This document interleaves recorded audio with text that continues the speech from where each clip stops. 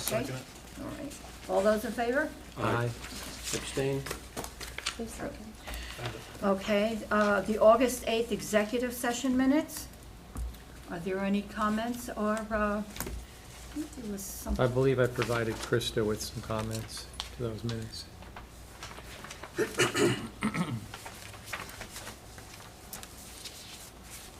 okay. All right. Okay, do I have a motion to approve? I'll move to approve the executive session minutes from August. Second? Okay, did you make any changes or amend anything? I did, I sent Krista Okay, changes. well then, as amended, As amended. yes. All those in favor? Aye. Aye. Okay. Abstain? All right, I'd like a motion to open it to the public, citizens' privilege to speak on items not on the agenda. Good So moved. evening. Am I tardy?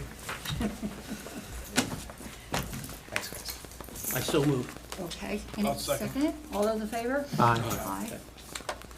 Anyone out in the audience have anything they'd like to ask, say? I make a motion to close. Close, okay, second? I'll second. All those in favor? Aye. All right, before we go to new business, I told Tamara that she could give us a brief update on the checklist, but we're not having any discussion, so you're just gonna listen to what she has to say and that's it. It's gonna be really brief. I'm working on it. I'm very hopeful that I'll have it to you for the next meeting. Just trying to make it very user-friendly. I'm taking off some items off the checklist that are really more appropriately requested after an approval, things like performance guarantees and deed restrictions and things like that. So I'm taking things like that off the checklist. But anyway, I should have it to you for review at the next month's meeting. Okay, thank you. Make it better. All right, new business, Trinity Solar for bulk variance for front yard setback, Amwell Valley Agricultural District on 107 Backbrook Road in Ringrose. While I'm setting up, I'm going to ask my engineer if he can fit up his tripod so we can move Okay. along as quickly as possible. Besides your engineer, who else are you I gonna have I always give testimony? bring, of course, the property owners are here in case there's questions the board might have. I also have Jason Stoltz, who is our electrician. I find that when we appear before the board on solar projects, sometimes that there's members of the board that might have questions. Okay, I have the sales one. We'll get everyone sworn in. Okay. Yeah. And you want the property owner to be sworn in as well? Yeah. Yeah, we can swear you all in at the same time. Yep. Keep things moving. So if everyone raises their right hand, swear the testimony you give tonight is the true self you got. Yes. I represent the neighbor that I'm representing. Oh, You want to do that now as well? No, well, that, we'll get to that during the public portion. Thank you. Sure. Okay, how about the notices? And the legal notices, I reviewed them with the affidavit of service. They'll be marked in as exhibit A1. You're on. Okay, my name is Richard Stone, and I am general counsel for Trinity Solar. Amongst my varied responsibilities, I usually handle all of the municipal land use applications, including the historical commission. This is not one of those applications. I think at the commencement of this application, I think I owe the board both an apology and an explanation, because the manner in which this installation took place, Trinity Solar initially, through its salesman, sold the project, and it's on a rather large parcel of property, and it was always intended to be a ground mount system. When I've only learned a little bit of this myself, but apparently when we get a contract, we print out templates, and the template has copies of it. I'm going to spread them around a little bit. But the template shows the aerial photograph, and it shows the intended use of the property and where we're gonna put it. When there is a roof-mounted system, well, then you see the house and you see the solar panels superimposed upon the home. And when we get ready to make an application for permits, we provide that. In this application, unfortunately, the person who was preparing the file made an initial mistake. We can see that. Instead of using the template for a ground-mounted system, on the initial template it said roof-mounted. However, most embarrassing is that just behind the template, there is a schematic. And if you look at the schematic, you'll see that there's no, it's rather obvious that from the house down the stretch to the panels, it was always intended to be a ground-mounted system. The town received the application for permits and issued a permit. When the permit was issued, the construction installation started, moved along rather quickly, and when we reconstructed the file, we found that not only did we have a permit, because I know most towns I've appeared before don't like it when installations are done before permits are issued. It happens once in a while. This is certainly not the case here. This was clearly an innocent oversight, because along the way, the installers called for inspections, and indeed we had an electrical inspection, inspector was out there, so that everything was on the ground, and they even had footing inspections, because you wouldn't have footings if it was on a roof.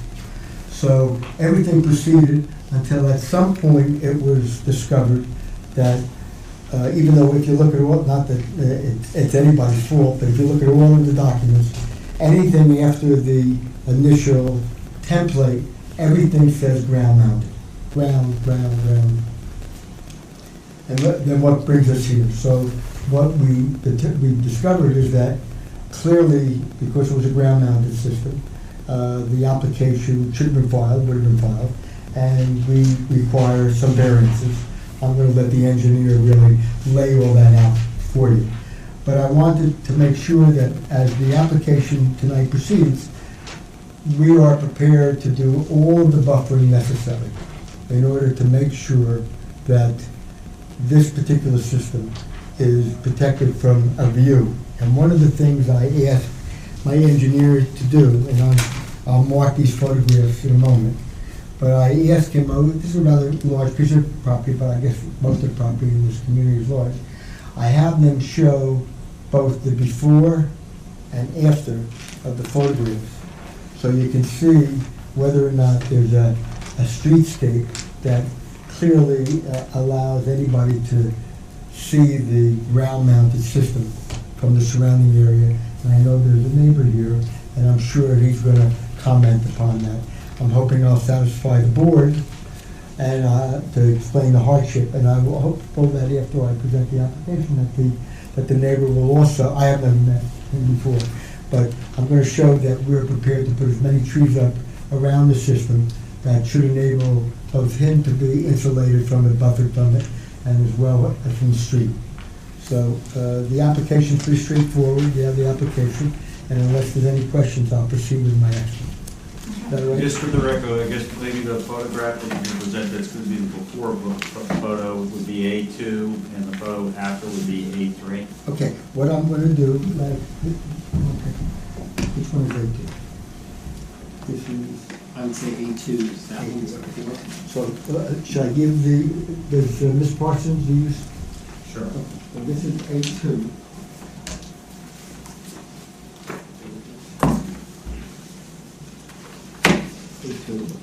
And if you'll allow me, Yes. I'll give these, you can take a look through them. Pass them around. Yes. There should be plenty of them there. One for me.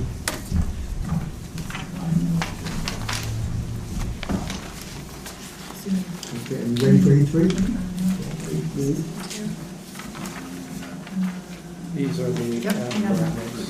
Yep. And what about the You know what, before? as a courtesy to the Past that. But where's the before? This is an extra. There's one more up there. Sure. That's the after, there's the solar panels, aren't they?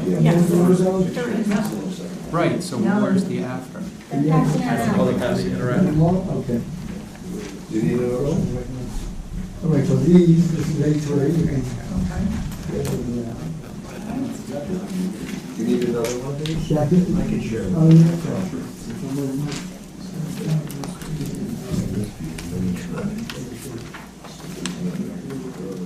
So this is the before.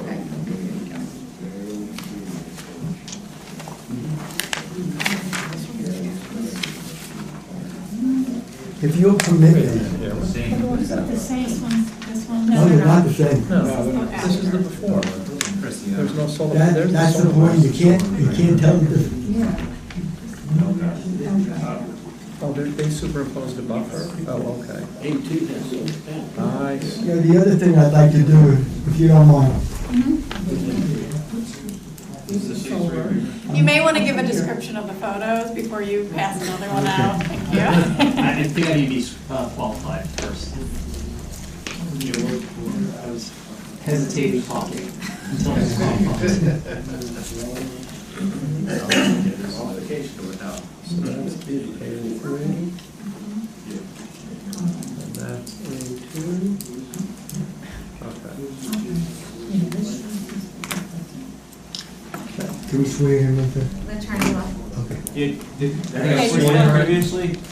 Sorry, what? When I group swore Yes, everyone in? I was sworn. Okay, so could you identify yourself for the record? Sure. My name is Lawrence Murphy. I'm a principal at Greenside Engineering Consulting.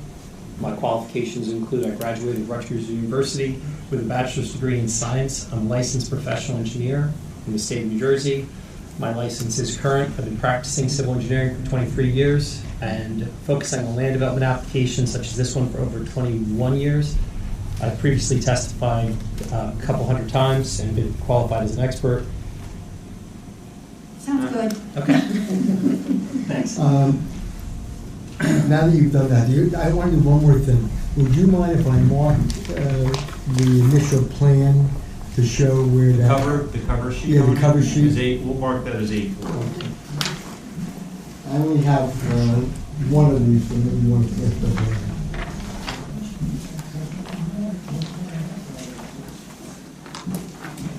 Would you like me to provide some description for A2 and A3? Sure. Okay, so A2 and A3 are the same base photograph. A2 was taken today from Backbrook Road, right at the approximate edge of Cartway, looking at the panels with no zoom, and that's how far the panels are away. It's very difficult to see them from the road. You still can see them. A3 is a picture with Norway spruces superimposed on top of it, approximately 6 to 7 foot high. Once I took the picture and I did the alignment and superimposed the trees, I recognized that the number of trees, which are 10 that we proposed on the proposed plot plan that was submitted to the town, is not adequate. We need to propose some more trees and come down in front of their septic system and down to the road to protect it from the public view. So we do need to augment the number of trees to basically screen it from the public right away. So that's what this exercise did for us, allowed us to do, is to basically really look at the perspective view from the road. So that is A3, a representation of what we would modify the application to do to increase the number of trees, to wrap it around along the eastern side of the panels and then down to the south, far enough away that it wouldn't impact the septic system and it wouldn't impact the performance of the solar panels. Okay, now that you've been qualified, I think that, let's start by explaining the nature of the property, where it's located, the zoning, and what the surrounding area is. So it's 107 Backbrook Road, it's lot 35.13, block 17. It's the Amwell Valley Agricultural District, where single-family dwellings and ground-mounted solar arrays are permitted. As far as I can tell, all the surrounding uses are residential. And the site's developed with a single-family home, There's some lawn area. I've had a chance to talk with the homeowners. When they bought the house in June of last year, they intended to farm as much of this land as possible. And they directed Trinity to place the array in this location. So this was self-directed by the property owners to preserve the land to the south of their driveway. Is there anything unique about the configuration of the lot? Yes, the lot itself is a flag lot, which is generally unusual for a lot. Normally you have a required amount of frontage. In this case, you have a 50-foot strip of frontage, and then the bulk of your lot is behind another house. And that's what this lot is. It's rather unusual. They're a little bit of a unicorn generally in land use. The house is also set back approximately 1,107 feet from the front yard or from back from the road. So it's significantly set back. For whatever reason, when this house was developed, they set it back 1,100 feet. They could have set it back much less and provided a much more significant rear yard. That's not the case. The house is 102 feet off the rear property line, and the rear yard setback for a flag lot is 75 feet. So there's almost no usable land behind the house. When you take into account the house is 102, there's a 75-foot setback. You have 27 feet, and that's really for backyard use. And the panels wouldn't fit there without encumbering the property or the view or just the access around the building. What about wetlands? So there's, to the NJDEP GeoWeb maps wetlands along the southern property line. GeoWeb is sometimes accurate, not 100% accurate. What I would anticipate looking at the aerial and walking the site, that there's wetlands probably 30, 40 feet off that stream. You can see the discoloration of the soil. I'm sorry, of the lawn where it's not growing and there's some bare spots. There's also a stream along the southern property line. So there's some environmental constraints to the south on the property. How about easements? There's also some drainage easements, but they're going to be within the restrictions of the environmental constraints, wetlands buffer, riparian zone. Have the application been commenced appropriately, I want to correctly, but appropriately, would this have been the best and clear location for the solar array? There are very few spots that this can go, which would meet the ordinance, which is not within the setback, not on or near the septic field, not within environmentally constrained area, and not within prime farmland. Would it have created a hardship to place it in some other location? It would have placed a hardship. It would have either required DEP permits to get permits to place the array in disturbed environmentally sensitive areas, or take away some of their intended farmland that they bought the house to utilize. Okay, but you don't have to go to the DEP to locate it in the spot where it presently exists. That's correct. Now, I know that we received a letter from Major Engineering dated September 10th, 2019, with a host of descriptions and so forth. Have you had an opportunity to review that? I have. Okay. What I'd like you to do, I'd like you to address each of the issues raised that you can answer in regard to some of the comments made by the author, William Burr. Okay. Do you mind if I quickly just give a description of the application Yes, and the please. system? So the application proposes a 15.12 kilowatt system, 48 solar panels, 4 high laid horizontally by 12. It's about 760 square feet. It does qualify as a class 3 accessory structure. The inverter is located on the back of the array, so is the PV disconnect. The panels themselves are black anodized panels, and the frame, I believe, is also black. The inverter itself is less than 50 decibels at the source, so it's immediately compliant with the state noise ordinance before it, moves a foot away from the, before it hits the property line. The installation complies with the National Electric Code. All of the power produced will be supplied to the house itself, providing 100% of projected electric for the house. And it's approximately 10 foot above grade. So in reference to the technical comments on page 2 of Mazur's report, we'll provide some testimony shortly on number 1. 2, identified everything there except for anchoring. The concrete footings were used to install the solar panel. Operations and maintenance of the solar panels will be done by Trinity when there is a problem. Access to the actual live electrical currents restricted by a panel that's below rather than a fence. So on a small array, you would put protective coverings below so you can't actually touch the live voltage.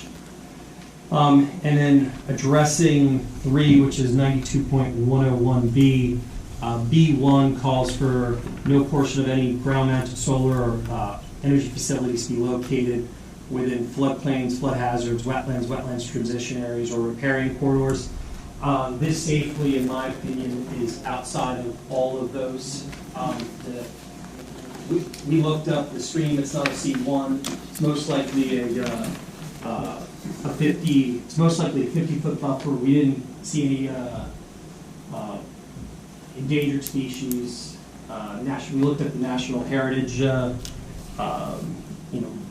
GeoWeb's NJDP GeoWeb's website to see if there was any heritage priority sites that came up, but there weren't. And the wetlands and the associated buffer would not extend that far. 2, the ground-mounted solar and solar panels shall not be visible from the public view or historic sites. I believe that with the screening as described, that would run along the northern property line and then come down in a southerly direction in front of the panel on the east side of the panels to the road would mitigate or eliminate the view from the public right-of-way and the adjacent neighbors. I want to emphasize that. You were able to view when you visited the site, did your neighbor's property? I did not go on their property, but I did look to see what their view would be, and I believe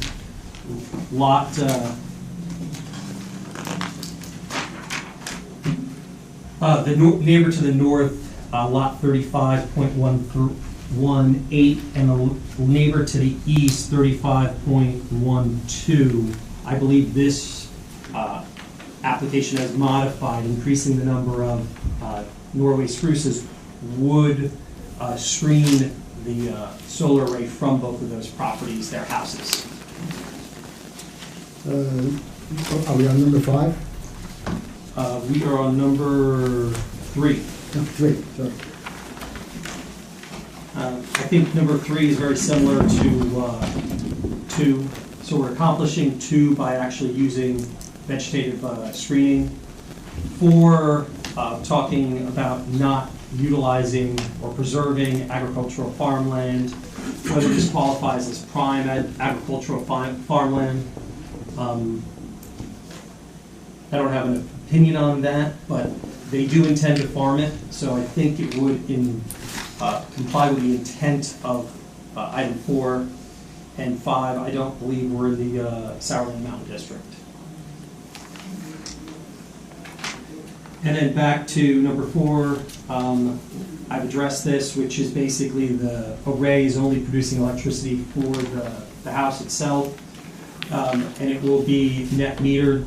The maximum height of the panels are approximately 10 feet.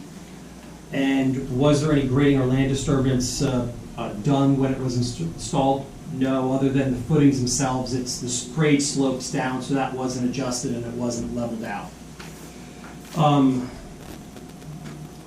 And then 7, between the plan here and then the building permit plans that were submitted and approved, They show all the components, which is a PV an inverter, a disconnect, and then a second meter on the house are shown on the construction plans.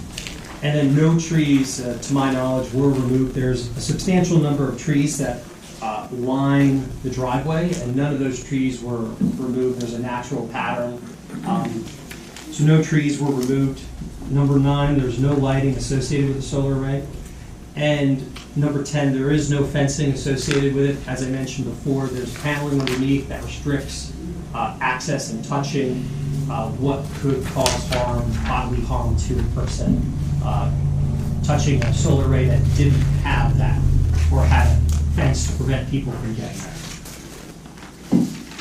All right, how about your opinion about the location of the, well, I want to re-emphasize, the trees that we propose to expand the number, will that will buffer us from the adjoining residential properties? Yes, it will.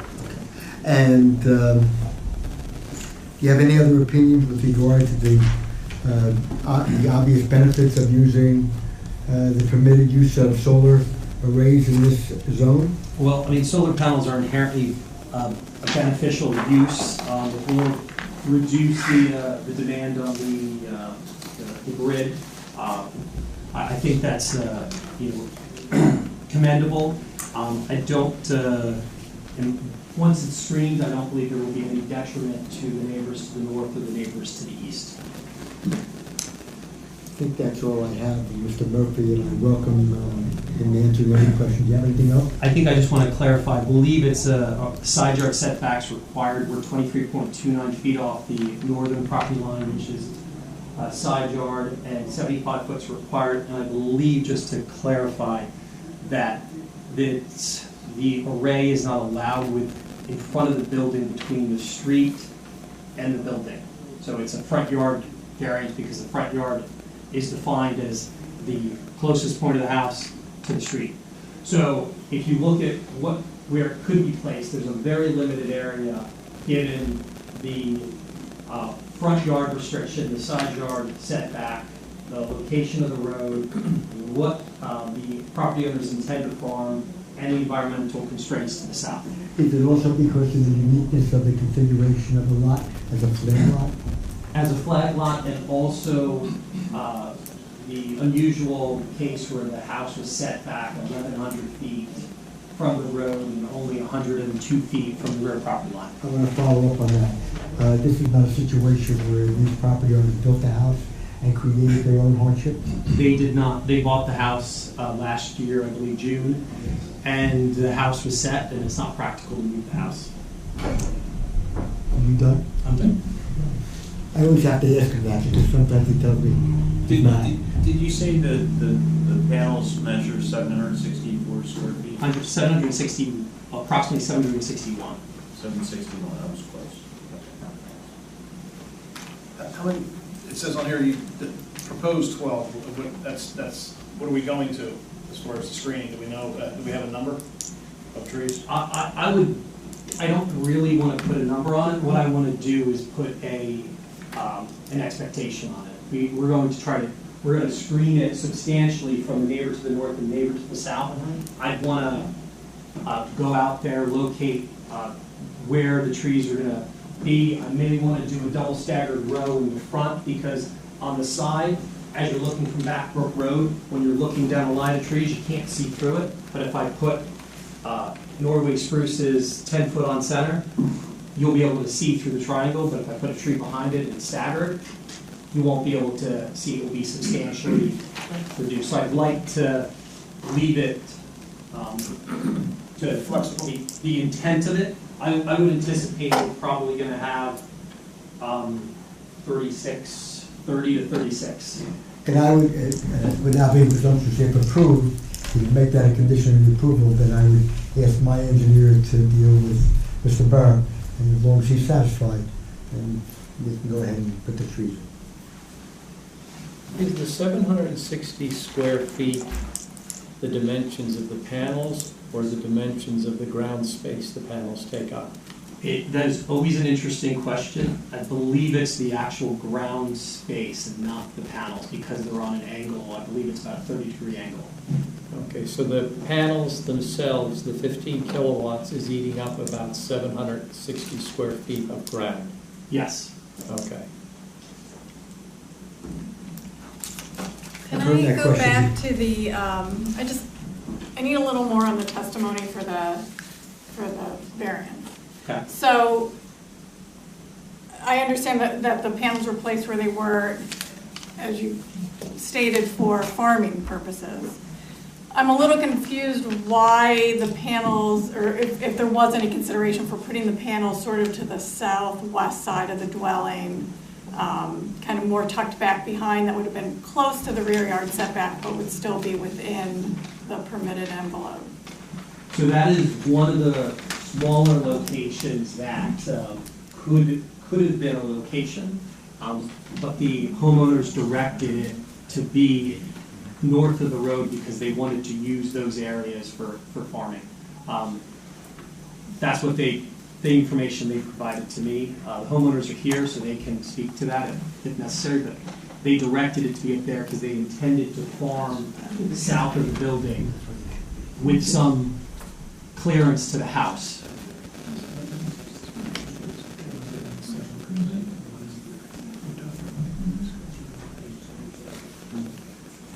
Joanna, Yes. are you referring to this area here? Right. Okay, I just Yeah. wondered. Yeah, I'm sorry for, That's, You're talking Yeah. south, so southwest. of the I'm site. looking at this kind of pocket right here, sort of kind of southwest of the dwelling, in between the dwelling and the rear yard setback line. 500 foot. That location there? Yes, thank you. I do want to remind you, I'm sure I don't have, but you know, it's already been installed. Yes, Okay, I know, but we still have to take the I testimony as understand, a. I understand, but I didn't want you to think that this is a plan, you know. No, I visited the site, and actually in my sedan, because I sit lower, I actually had difficulty seeing the panels from my car from Backbook Road, but I'm sure if we got out, you had gotten out to take that picture. Yeah, and I can see it in my SUV, so. Yeah, yeah. I know you got an SUV. Public walks, bikes, and also drives, so Right. you have to look at all of it. Yeah.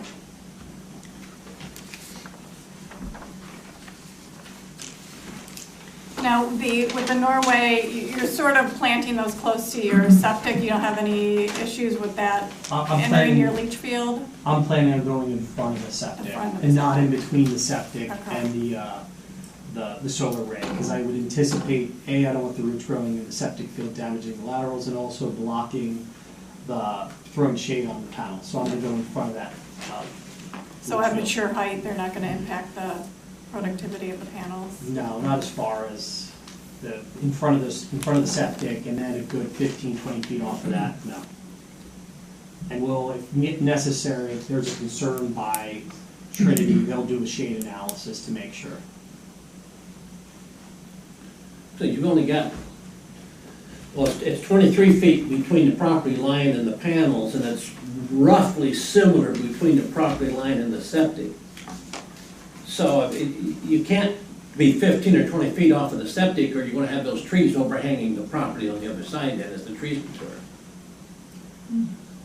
So we'll keep the trees, 4 to 5 feet off at planting, and we'll run it down the property line. And if the septic is, it will still give, well, they're shown at about 4 to 5 feet off the property line right now.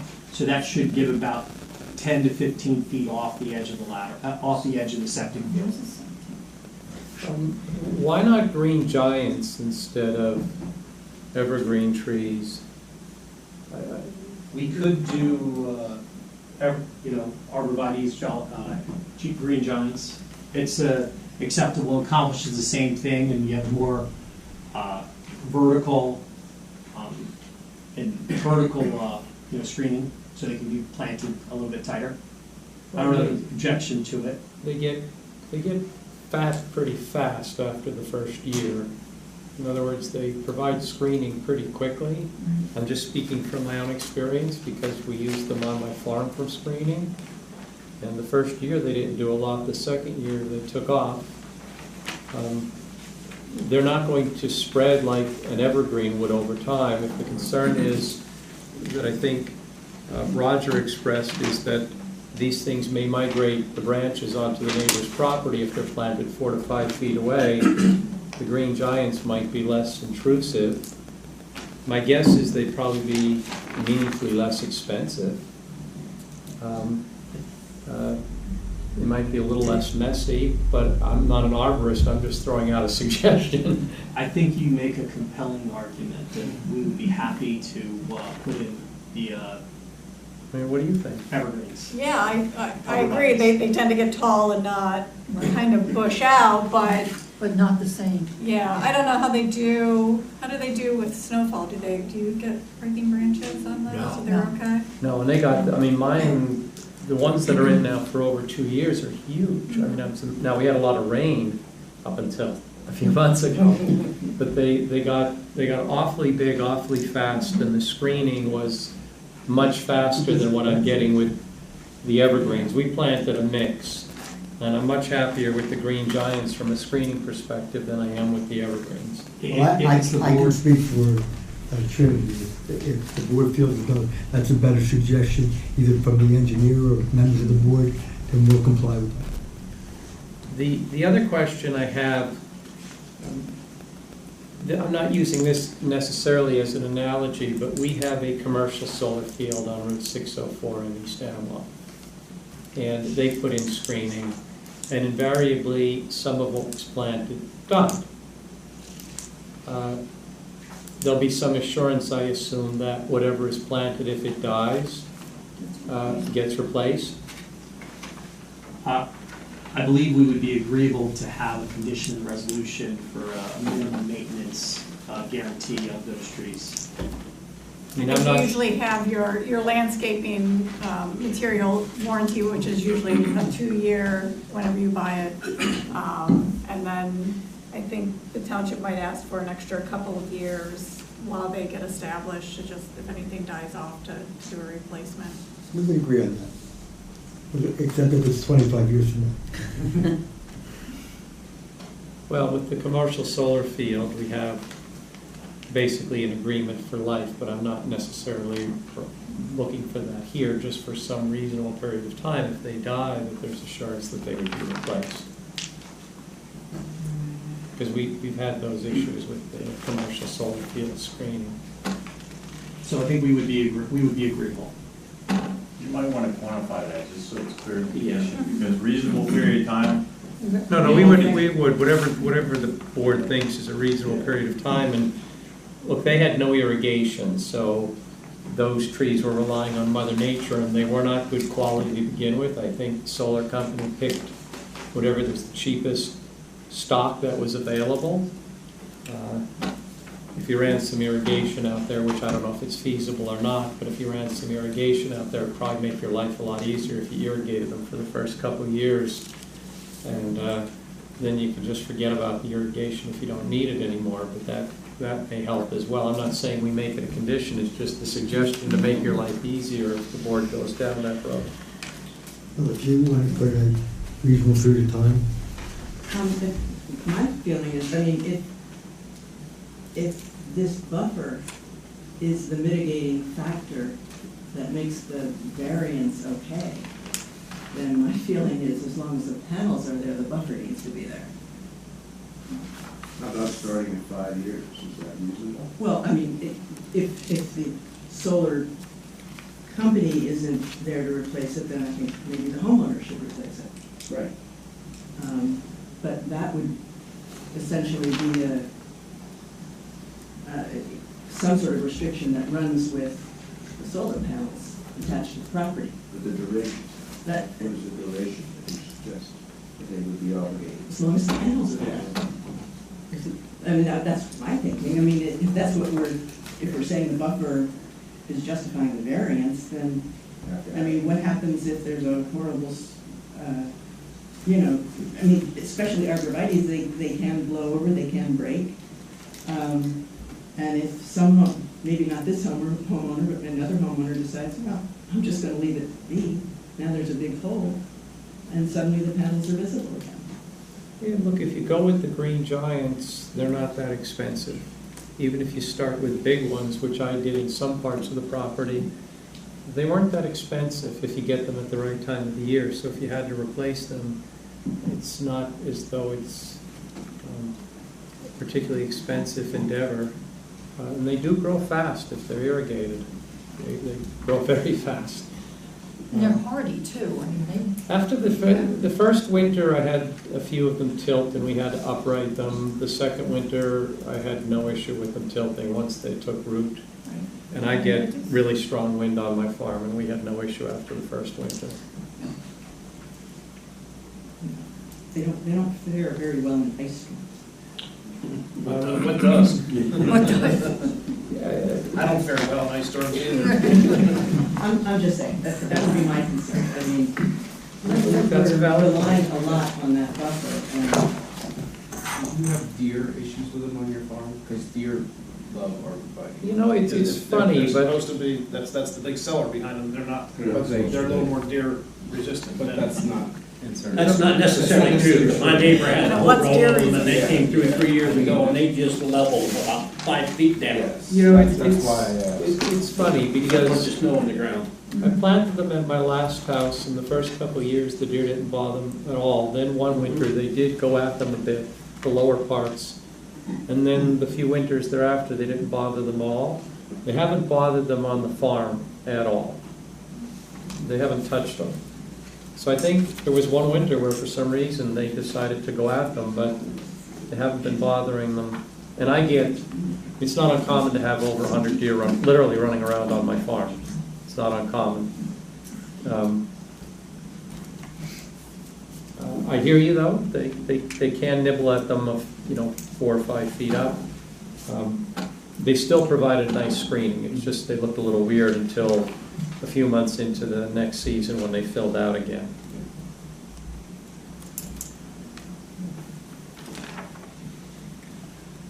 Well, I agree with Pam. I think we need to have, if the buffer is, again, the resolution, then that buffer needs to stay there for as long as the panels are there. Yep. How do you manage that obligation to secure that? It's a covenant running with the land, I would assume. Yeah, it's going to have to, It runs from It would be a homeowner to homeowner. condition of the approval of the panels, and then after that, it would become a zoning. For the ocean, obligation under the ocean. If I can give you an analogy, typically, like, there's a 2-year maintenance guarantee for most uses, but that's for permitted uses. On use variance, like, a lot of towns have rules on hours of operation. They might say it's a 24-hour business, like a Wawa can open 24 hours. But if you ask for a use variance, well, then they can restrict the hours because of the impact. It's something that's not supposed to be there, needed a variance, so there are extra controls. You can make an argument that requiring the trees, the maintenance requirement extend beyond the maintenance guarantee is appropriate in a situation like variance. And it's like a notification that can get attached to the deed, as long as the panels are on the property. The deed says the buffer has to be The there. obligation exists Right. through time. right. Look, I don't know at what point we're doing this, but I'd very much like to hear what the neighbor thinks. Because the neighbor didn't buy with solar panels there, so I'd like to know what the neighbor thinks. Subsequent buyers, they'll buy knowing that the solar panels are there, and they'll have whatever buffer is there. So I don't know when we want to let the neighbor, but I can't, in my mind, I'd really like to know what the neighbor thinks. Okay, I think we should finish Can with we- the Okay. application. I'm sorry, what? I don't know if we're finished with the, I don't know if they finished their presentation yet. Are you? Well, I think you're done. Yeah. We do have our electrician, in case you have questions, I wouldn't call him up. Sometimes the boards have questions. I think all of the answers have been provided by Mr. Murphy, so at this point, until I hear from Well, I'd like, the yeah, neighbor. I'd like to hear what the neighbor has to say. We have a motion to Before we open. do that, I'd like to hear more about, the plans for the farming. The plans for the farming, maybe the owner can tell us a little bit more about that? Because that seems to be the reason why the panels are not on the south side of the house. Can you give me 1 second?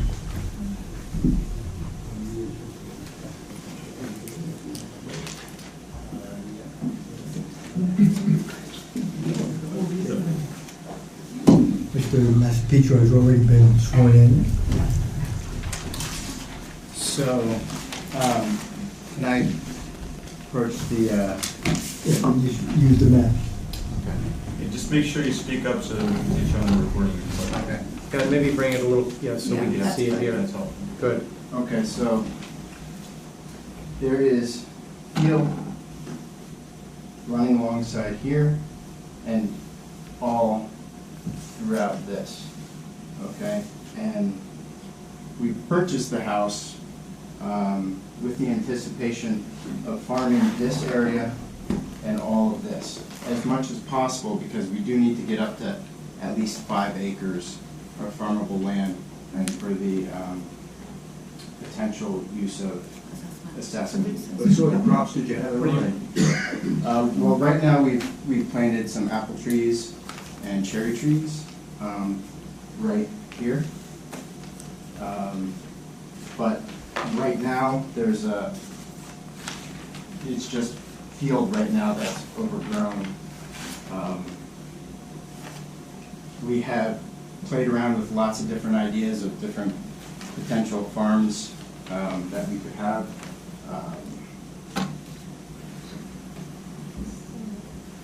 Yeah, I mean, we just bought the house in June. This came about, the solar panels came about in, I guess, November, October. And then we've been trapped kind of in this situation, so kind of wanted to clear this up before we really invested in farming this area again. As far as types of plants, I mean, a lot of the surrounding farms are doing hay, so that would be a very viable option for us. I don't think we anticipate on doing corn or soybean or any of those types of crops. So, again, we've started with apple trees. There is also potential of just doing other types of trees that we could then potentially sell to landscapers or. In this one picture, it shows to me like there's corn here. Where there's no Here. farming property. That's not his property. That's not his property. Oh, that Road, isn't? back road. It's on the other side of the road. That's on the other side of the road. Yeah, it looks fuzzy though, that. Yes. Because I'm looking at this, trying to kind of match it up with the pictures. Yeah. Okay. Your Sorry solar- about that. Your solar panels are dead center in the photograph. Right. And the house is just to the left of the solar panels. And the arable portions you're talking about, where the trees are gonna be to the left of that long array Not of below, trees. that whole row of trees, is the driveway. The driveway, right? So beyond that. The driveway's here, there's trees that go along both sides of the And driveway. on this side, they're down is where you're gonna have your trees. Yeah, there's a field here. Currently, there's a horse shed. Yes. We also were thinking about having some livestock, which this would be perfect space for livestock, or the previous owner did have a horse, a couple horses here, so either goats, chickens, things like that. We're also kicking around that idea. This, I guess, was your idea of putting it here. This is like our backyard, and it would just be really intrusive. Where's your well? The well is right here, Which is us? right on the corner where it says wall.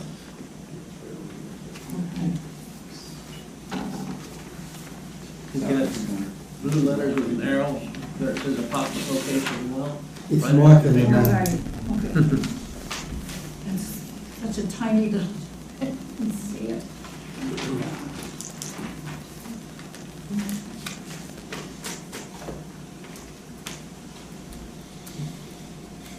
We did inquire with a neighbor farmer to see if he would be interested in farming the property as well. We've only been there a year, so we haven't gotten to that far yet. Were you interested, trying to interest him in hay, getting hay from it? Yeah, some of the neighboring farms through that. And you didn't give you a clear answer right away, and you soon fell for him, or? Yeah, it would need to be, I believe, replanted because there's a lot of thistle and other things that are in it. So we just haven't invested in that yet. It appears your main reason, though, for not following Joanna's point about where it might be, is it would be too obtrusive for you because of where you are in your house. It would be right there Right, yeah. in your yard. So that's your principal objection to his presence there, rather than the agricultural issue, although that plays into it. So, okay.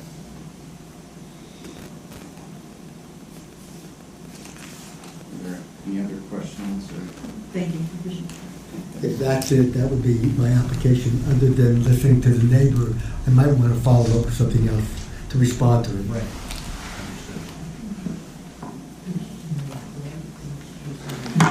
Okay. Open to the public? Yeah. A I'm open motion? to the public. Second? I'll second. All in favor? Aye. Come on up.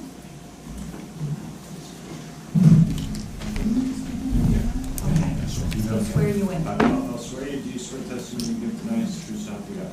Yes, I do. Okay, state your name and address for the record. Mike Stanbro, 109 Backbrook Road.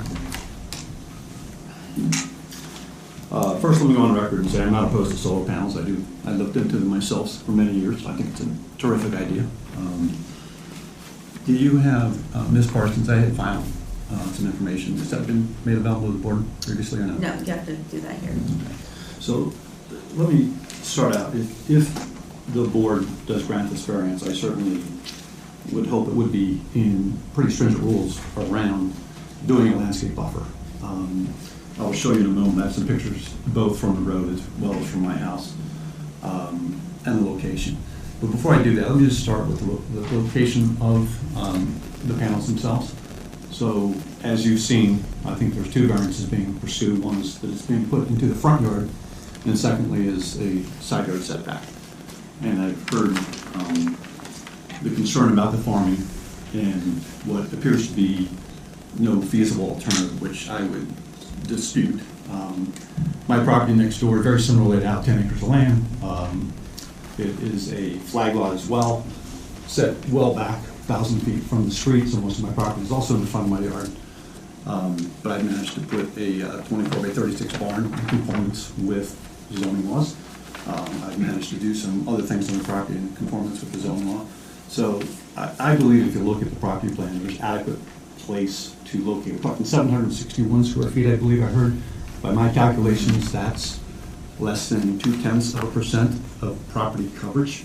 So it's pretty hard to imagine that you can't find 760 square feet that would meet the zoning requirements to be able to do that. I don't have copies for everyone, but I will pass these out. Sure. You want to pass them or? What exactly are you handing out? Yeah. So this is a letter that I wrote to the board in March 26 with my concerns about the location of the property as well as photographs. We'll mark your letter 01. What's the date of it again? March 26, 2019. March 26, 2019. Do you want your? Can you give one of the copies?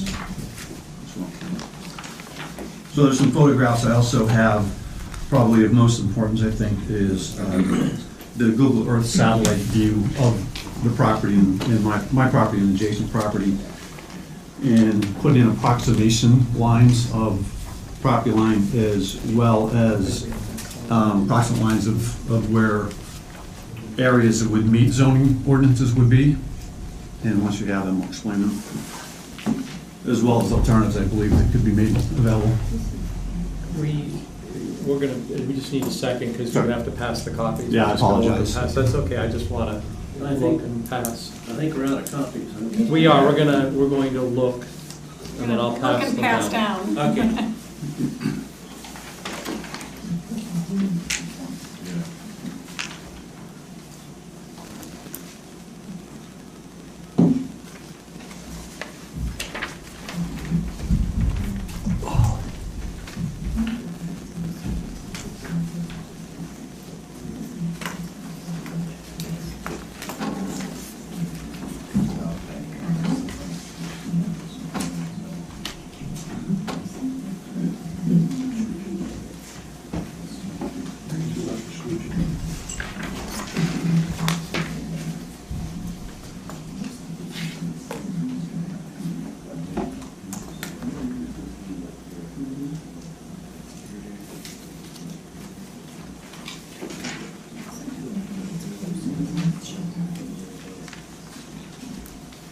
It sure does.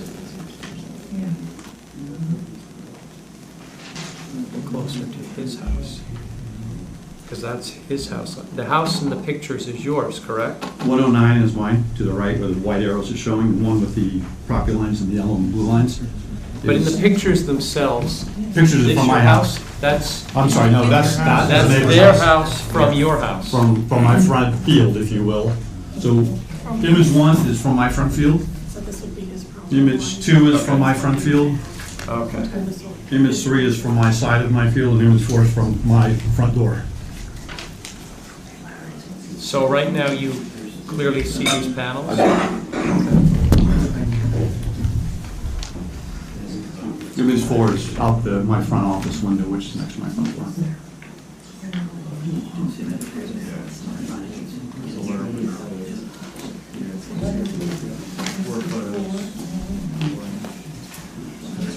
That's just,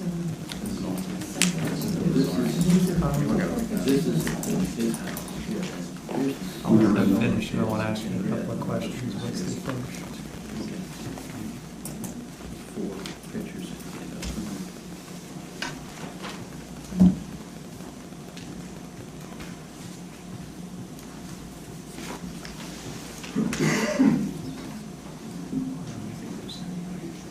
That's neat. That looks like a two place.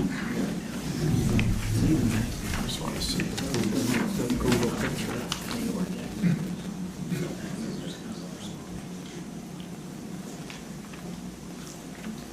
So this is his house. This is what he's looking at. And when he comes in his driveway, I guess his driveway comes here and then around. So as he comes here, he's looking at from here, and then he's looking at from here. See this area?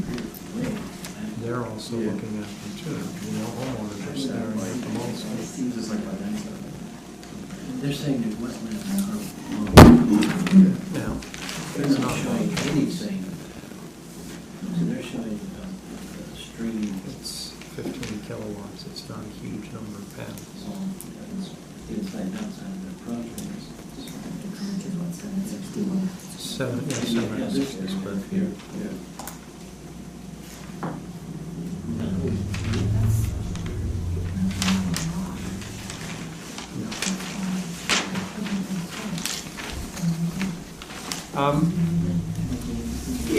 If your neighbor were to screen it so that you don't see it from your driveway as you're driving in or from your house, are you okay with that? I would be okay with that. My concern would be twofold, is that you can see the red box where I put it on, you can see how close that is to my property line. And I don't know if you have any plans where it shows the septic system, but the septic system is, I think, right next to there. So I don't know if there's a feasible place to put trees that's not going to encroach on the septic system or have to be planted on my property. And even if there, I wouldn't be necessarily opposed to my property if there was a maintenance schedule. My concern is, you can tell, I mow and keep the fields presentable, so putting more trees around there they have to mow around is just going to be another inconvenience I have to go through. So the two things I look at is, I have to believe if we're considering this because it's already been built. if this had been filed to you previous to any activity going on, I really would find it hard to believe that this board would even consider this application for variance. There is more than significant places to put this on this property. Without encroaching on farming, again, I've looked at it. When I was going to do it on my adjacent property, I was going to put it in the back left corner when I started considering it. So there's at least 2 or 3 acres of grass on this property. There's probably 7 acres roughly of fields. All of that is mostly in the front, which could be farmed without any encroachment. I believe there's areas behind it on this picture, to the left of the house, where it could be done. That's currently grass. So I realize moving it is not fun, but it's not impossible. Right? I believe there's 16 footings in the ground, and it's essentially a rector set. So you have to retrench for the power line, put 16 new footings in the right location, and then disassemble and reassemble in the proper location. And then this could be made to come within performance of the zoning laws. And again, I think if this is a new application, I would guess this would not even be considered. The fact that it's built, I think, is why we're all here. If it isn't going to be moved, then certainly the buffer space would be important to me. I would like to see proper views. You can see the picture from behind the panels from my property, and because the property slopes down, they're going to have to be significantly full of tall trees as well. So I'm concerned with saying, hey, we're going to put 8 trees or 9 trees, or I know you offered to put more, which I do appreciate, but I want to be satisfied that it would truly block the view and be maintained as well. And again, You say 40 to 60 trees in your note. Did you happen on that number through any? yeah, I looked about 8 to 10 foot spacing, and then I measured from where my pictures were taken visible from my front yard and then from the property, and you can tend to see a brown line that I drew down in there. Yeah. Just measuring that distance, doing that math, it came out to be a significant amount of trees, and I estimate at least 10 to 12 feet tall. So that's not cheap. That's fairly expensive proposition. Making it even more expensive than perhaps commercial. We're doing something else. The other thing is even if there was a variance applied to do the front yard, I realize front yards requires a variance. In the yellow area, there's plenty of areas, and there's already a natural buffer, both to the west side, the trees that are down the stream area that then go up the hill, and the trees along the property owner's driveways would already provide a reasonably good variance. I don't think really good buffer.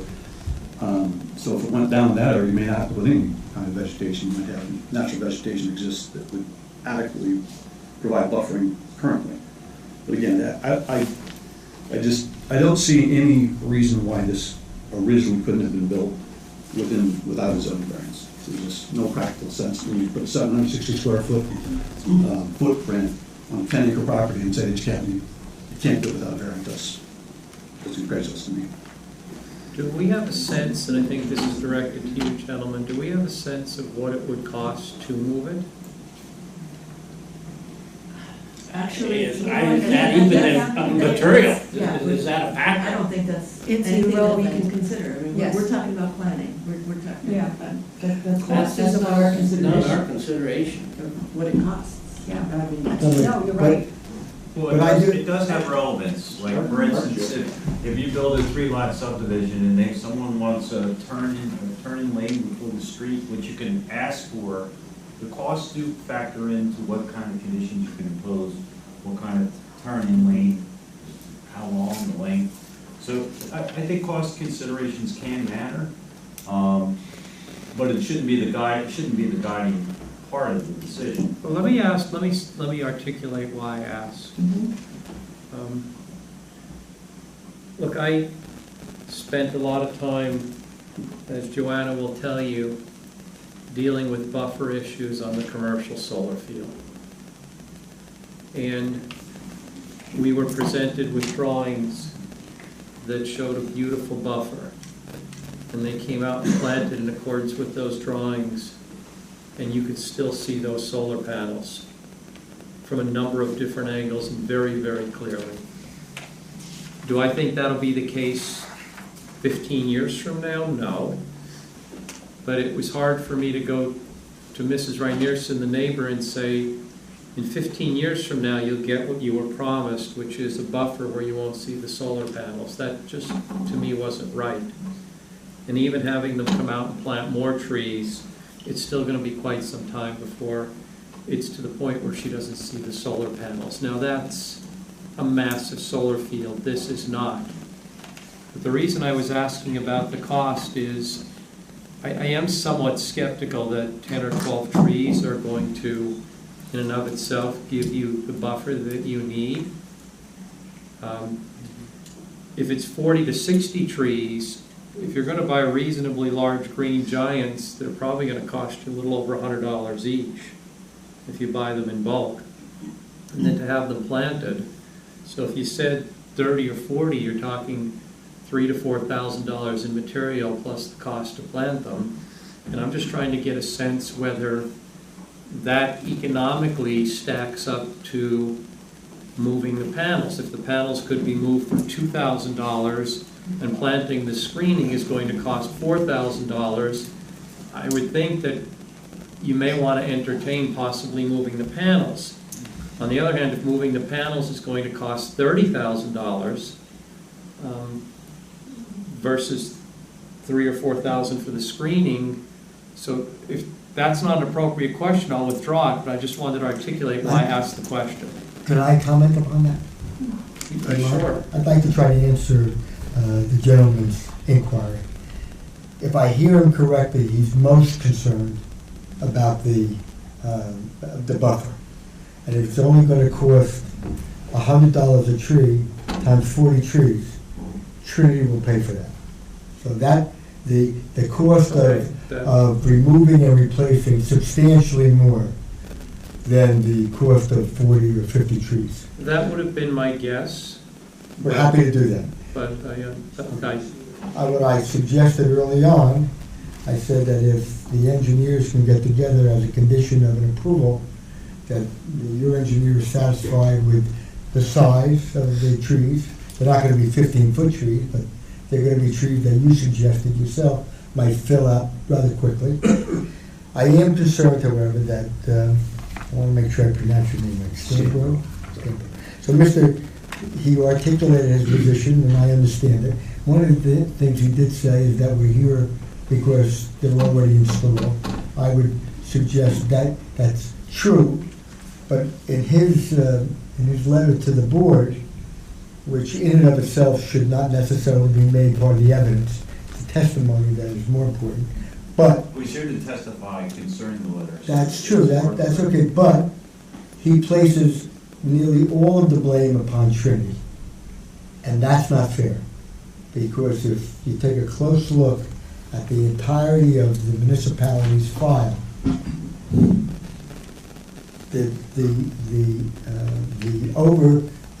overlooking what had happened, it was a multiple unfortunate circumstance.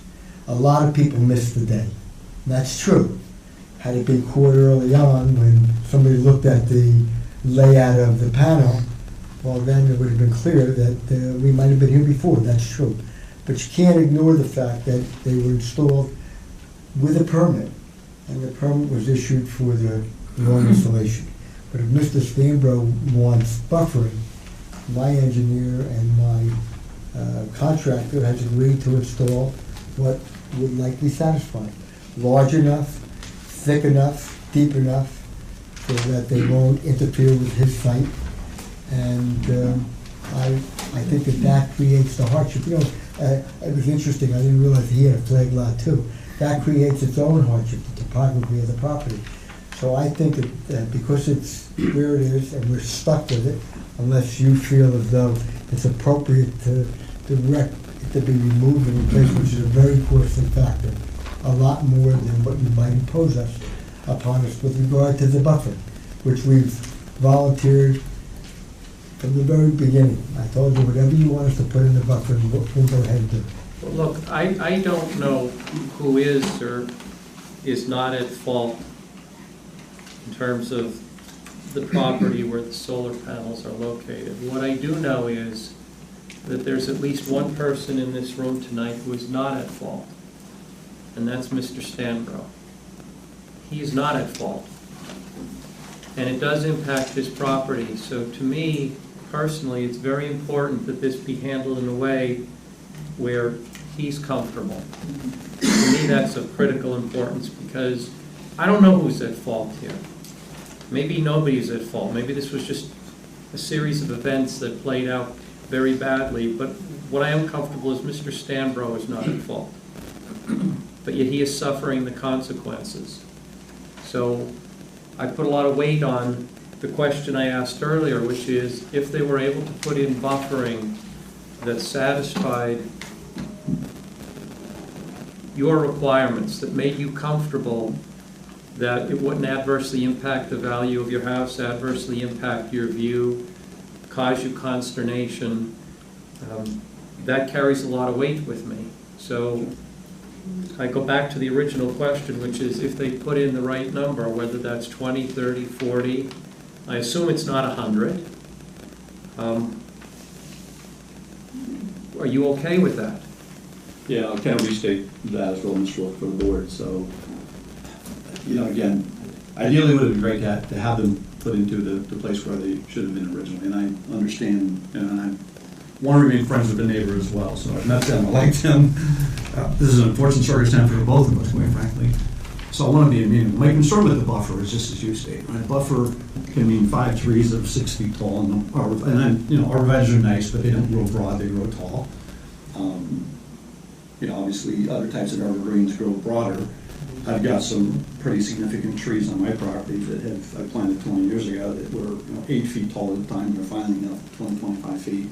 So my point to this is that if we can get an adequate buffer with the right size trees and the right number, that and again, you see the views from my property, that they can do that, not encroach on their septic and not encroach on my property, I would be in favor of that. Quite honestly, because of the location, I'm not sure that's feasible. So if it's feasible, great. I'd love to understand that, and if it can be done. And then to the point earlier about the maintenance, trees do die after planting occasionally. So if there's the proper notifications that the trees in the buffer will be maintained, I think that would be good. And I've also seen buffer spaces put in on solar projects before. And you're right, in 20 years they're great, but it takes a long time to get to that point. Mr. Stamber, how about the green giants that Mayor here referred to earlier? I mean, I've got a couple on my own property, and I can tell you, they go out a little. Yeah. So you figure if you space them properly, I don't like having a solid wall. I'm not here to define what type of trees or, I have my preference, No, but but that doesn't matter, I'm right? looking at it that So- I Your feel preference will does work. matter. I mean,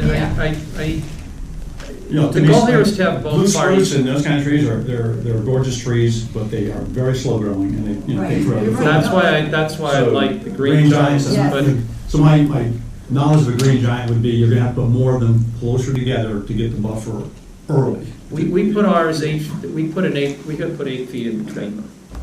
And they're now getting close to touching each other after 2 years. And, I mean, I've been really happy, and they're not messy. And what worried me about the evergreens was 15, 20 years from now, they're big, they're wide, they're messy. Yeah. They're very messy. And I didn't want to deal with that. But the goal here would be to have both people walk out happy. Right. Okay, I know the homeowner happy is they don't have to relocate. That I understand. I need you to be happy too. So, Bill, do you have landscape architect in your office? Yeah, we do. I'm just trying to think. It's gonna be difficult. It really is. There's not a lot of space in there. And one question I had, I don't know if the applicant's engineer saw the photos that were in Mr. Stambro's exhibit. I did briefly see them. Do you have a copy of it? Can you open up to the photos? I don't have them in front of me. we'll give you a copy. You should have them in front of you. Here you go. One question I had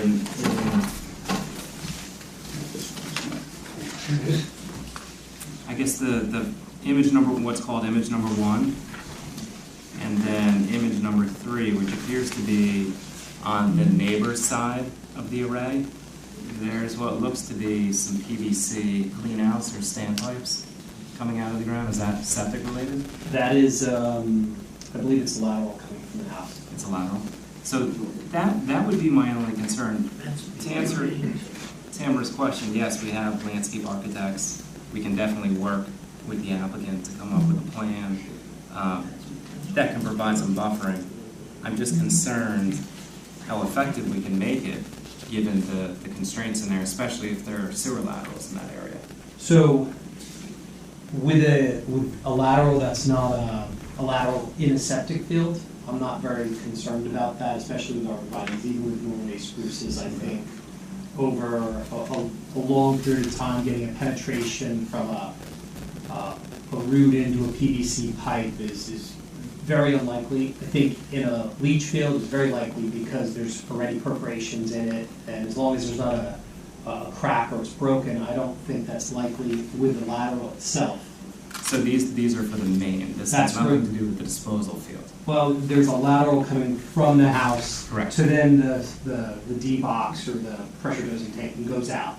I believe this goes from the house to the distribution box or the pressure dosing system, and then out. The other The thing. homeowner doesn't want to have, you guys don't want to have problems No, with your for sure septic not. down the road. We don't want to fix one problem and create another Can I see the problem. picture that you're talking about then? So the one Those are cleanouts, those PVC pipes. So there is one pipe that runs out there, and the D-box is right here, in that little kind of dark spot right there. And then there's 3 laterals that go south. I did have a septic, so the field is shown I on did have a the site plan. septic guy come out and check the location. And that's also where he recommended to put this solar panels and not in front of the septic. Did you talk to the septic guy about the buffer? We didn't know about the buffer. Okay. When Okay. I just don't want to put a buffer in and then a few years from now, you guys are having problems with your septic. You don't want that either. I mean, You wanna set up a I will buffer talk that's- with the septic guy, for sure. He's a family friend, so. I think it's worthwhile having a landscape architect Oh, I agree. look at this. Mr. Stambro, would you be willing, it would be helpful if a landscape architect were to design this, if they could see the panels from your property Absolutely. and to know what your concerns are with your view sheds and whatnot. And if you'd be willing to work with them, I think it could only make the buffer design better. Sure. I'd be happy. As I said, if there were plenty of room, and I know this property, before the neighbors bought it, we actually maintained it and mowed it, and so I'm fairly familiar with what's there, and as you said, I know the septic system is right in front, and the feed line comes out next to it. So I'm just concerned that long-term you can put a buffer in there that's not going to cause other problems. But if they can, I'd be happy to support it. I'm imagining a mix of arborvitae in the areas where the distances get really narrow, but maybe some other evergreen vegetation, in other areas where it's less narrow. I think there probably is a landscape solution. And my first thought would be to let everybody try to work it out, and if they can't, they can always come back to the board. If it can't be worked out. I have a 60 kilowatt generator. When you come down my driveway, it's right there, you see it right by the house. We brought out John Cobb and Sweet Valley, and they planted a combination of green giants and some bushes, which fill out really quickly. And really, within a year and a half, it disappeared. You come down the driveway now, and you just see the arborvitaes, you see the bushes, they did a combination. I was amazed how fast that ugly, well, it's not ugly, but it's not what you want, disappeared. So. Not ugly, but it turns on. I think the other complicating factor here is the elevation difference too, because if I understand it, it's the neighbor's house is at a higher elevation. That's the nice thing about the green Yeah. giants, they go tall. Yeah, and the other They thing go is, tall. I'm looking at this one from your front door. I mean, the buffering behind the panels might even be up on a slight berm, so you can get them up a little higher, faster, as long as it doesn't interfere with the grading. But if But you again, a get, landscape architect can. Yeah, the grade on at the property line's higher than the grade under the panel, so the slope is coming slowly down, so the place to plant the trees would be at the property line at the highest point. The other suggestion that I was thinking about when it was all going back and forth along the common property line, another option may be to put an 8-foot-high solid fence to get that immediate screen, so you can't see it, and then he doesn't have to worry about as much issue mowing. Then I have to look at the fence. Yeah, if we can do the landscape buffer, and to the point of the fill-in, I am probably putting my house on the market. I was targeting this the whole year, haven't done it yet, but I am definitely gonna be putting my house on the market next year. I have talked to realtors about it, I have had them come out and look at the property with the solar panels, and they're all saying the same thing, which is you gotta get some sort of buffer. Either put it in yourself, or have the neighbors do it, or somebody do it. Because it'll hurt you. It'll hurt me. All right, so So I don't have 2 years to wait for this to give me adequate coverage. So if we can do something that gives adequate coverage initially, and not encroach on septic and, the other issues, I'm certainly in favor of that. first of all, I want to thank Mr. Stimbo, because that seems like a reasonable alternative. So I would return to my suggestion before, that since we have to put together a plan, let the engineers work that out, subject to your engineer's approval, and let Mr. Stimbo have some input, so we know that the buffer is high enough, thick enough, grows fast enough, that it will satisfy him and buffer the existing solar array. Yeah, look, I don't want to be punitive to the homeowners. This was all a big mistake. These sorts of things happen. I agree, if we can come up with, if the engineers can come up with something that Mr. Stambro is happy with, then I think it's a win-win situation. And I just do appreciate the fact that you are taking the approach you are, because I was very concerned that we're going to get up and say, tear it out. I would love nothing more than to see it move, to be honest with you. And I've done footings before, 16 footings. It's pain in the rear. Got to go drill 16 new holes and a rector set, bolt it, move it. I don't know how much that costs. I have my own thoughts, but I can't dispute the experts. So my choice one would be to move it and make it conform. But again, I'm looking for an equitable solution. So if Trinity really feels that is financially going to be an incredible, bigger cost than to do a proper buffer, and that's my concern, is that you're going to put 6 trees in and call it a day. Well, I can't emphasize enough So that his word proper and my word proper are the same. They have to buffer this area. He deserves that. We're going to do that. And I think as I opened with my testimony, it indicated that it's 36 trees rather than the original 10. After taking the picture, doing the perspective, that 10 trees wasn't going to be enough to buffer. I'm open to having the engineers look at it, come up with a plan, let's look at it, make sure we're both happy. Is it appropriate to adjourn the hearing and have the engineers work with a landscape architect and bring a plan back to the board? Well, you could do it one of two ways. You could Okay. ask to carry it subject to them working on the buffer, or if the board is thinking favorably of the application, they could make it a condition of approval that the engineers will work on it, and nothing gets done until Bill's office signs off on the potential buffer. So you can do it, one of two ways there, whatever the board's comfortable with. Personally, if we added to that Mr. Stanbro also had to be happy with it, Right. then I would be fine making it a condition, and then if they can't work it out, then it comes back to the board. I agree with that. I don't think we need to run up needless expense here, having them come back. If the engineers are able to work out something and Mr. Stanbro says, I'm happy with it, because having all you folks come here is costing the homeowners a few dollars, I imagine, and I don't see any reason to bring you all back if this can be worked out. So I agree Then with if he has Pam. to come back, if he does have to come back, Right, if there's a won't he cut- have to renotice and everything? Because we haven't. They may, but I think, given the way Mr. Stanbro Wait a has minute. behaved this Whoa, whoa, evening, whoa. One person. given the way Mr. Stanbro has behaved this evening, I have a great deal of confidence that the engineers with Mr. Stanbro are going to work out something, and that they're not going to have to come My back. concern, and it's been stated several times, is that space. Yeah. Is that's a very narrow space to be putting in Then, root-bearing plants of sufficient size to provide the screening for that uphill house. right, and if they can't do it, then they'll just have to come back, and it may be that they'll have to move it, Well, they'll but be- if they can do it, There would be language in the resolution that if the condition cannot be satisfied as intended by the board, then they would have to come back. right. I think, respectfully, I think that's an incredibly fair option. I think that works for everybody. And then I do again want to thank Mr. Stanbro. He's been more than a gentleman.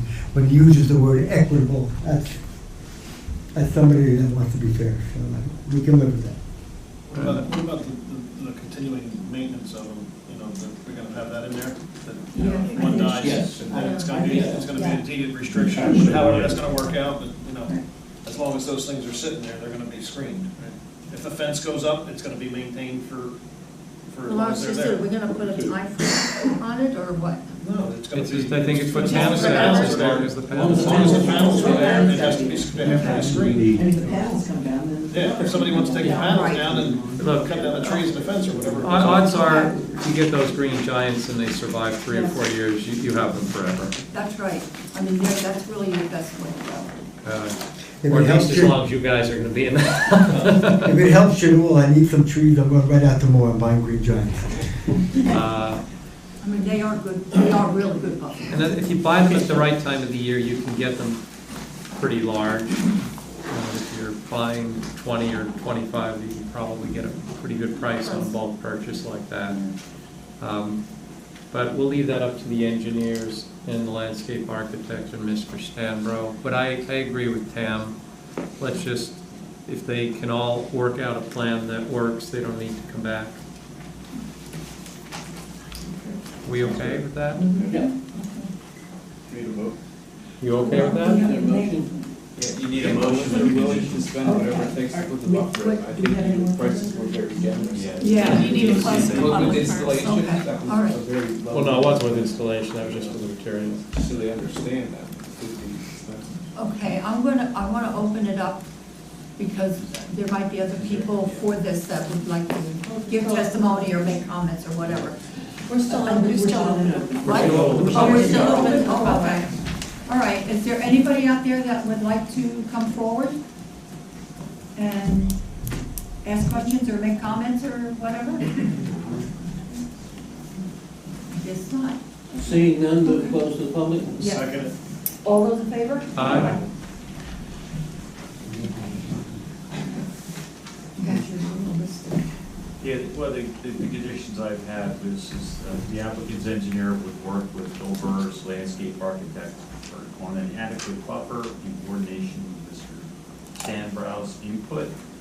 And if you come up with a plan, that'll be satisfy the condition, and if the condition is, if cannot be satisfied, they would have to come back if needed, and also the future maintenance shall apply for as long as the solar panels. Is this gonna be in the deed?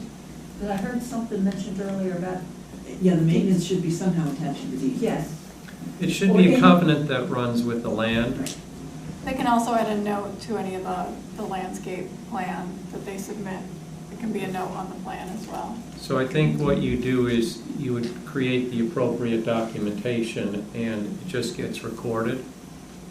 And that way, if there's a title search when the property changes hands, it shows the obligation on the part of the homeowner to maintain that buffer. So deed notice to maintain it. Yeah.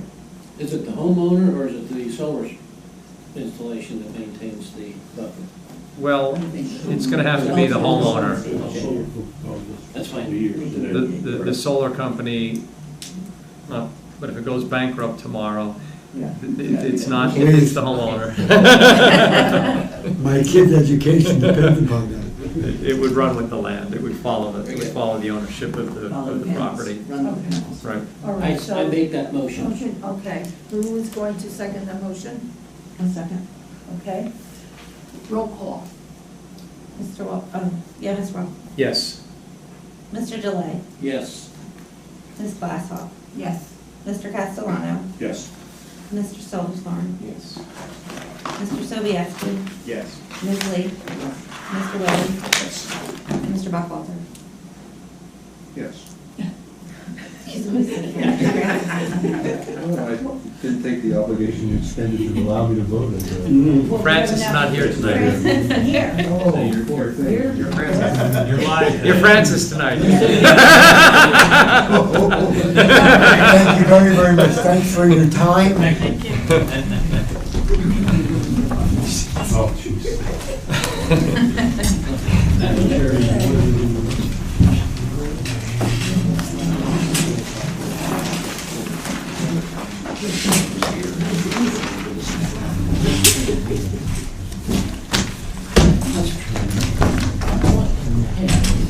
It's nice to see neighbors. This could have turned out to be really nice. And I was worried that's where it was going to go.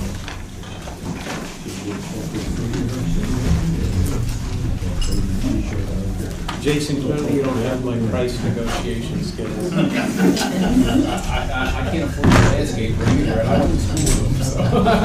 Okay, the next Bear in mind, the item, solar company has this next item on the agenda, Bolt Industries LLC, request for a certificate of a non-conforming use, Block 41, Lots 14 and 15. Okay. Public hearing. Chris Sobieski and I are going to recuse ourselves. Yes, because the board is functioning as the zoning board of adjustment on this application. Right. So we will step out. We don't have to, but we will. We're not staying in.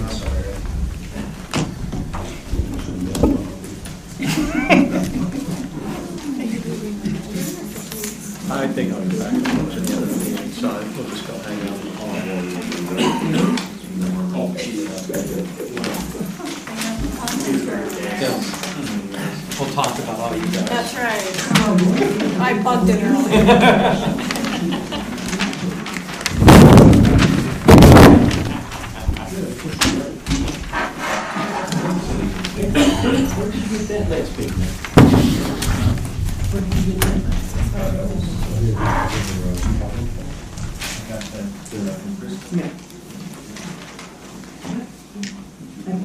You guys can show me.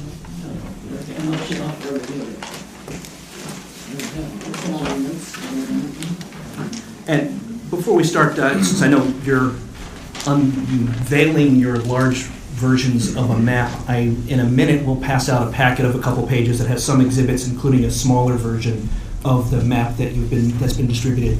It may be helpful it may fit better on the dais up there.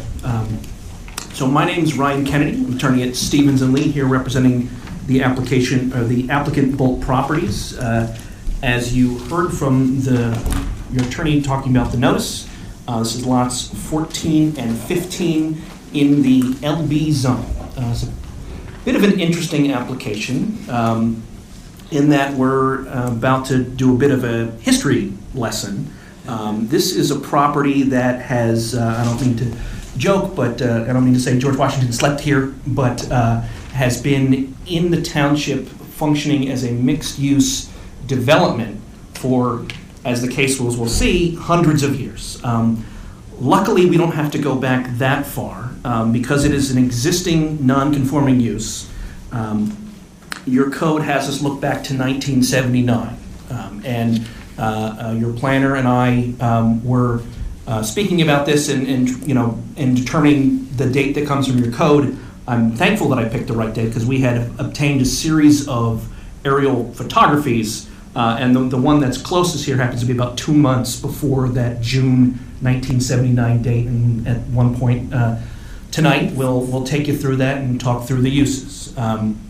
The purpose of this application is for the current property owner to conduct a cleanup exercise. This, as you'll hear, is a series of mixed uses in the local business zone that have been, in one form or the other, used for quite some time. And you're going to hear tonight about what's going on there now from the applicant, what his plans are, and I'll spoil the surprise for you. It's just to keep the existing uses as they are, and as I hope you've noticed from driving by or visiting the properties, a concerted effort to restore these historic properties in the township to a more than respectful condition. They've heard, even just from running into neighbors here tonight, the pleasure and respect that the neighbors have shown in seeing the work that the property owner has done. I've got one witness tonight, and we're here to give the board as much information as you're comfortable with. We could go into hundreds and hundreds of years of history. If you'd like, we're prepared to do that. We also have, while not available this evening, if it really seems like the board needs some more information, there are two long-term tenants of the property with even more firsthand information that could be available if this meeting had to be carried. One of them is in ill health, but we'd be able to provide some additional information if that's helpful to the board. Finally, before we start, introduce our witness.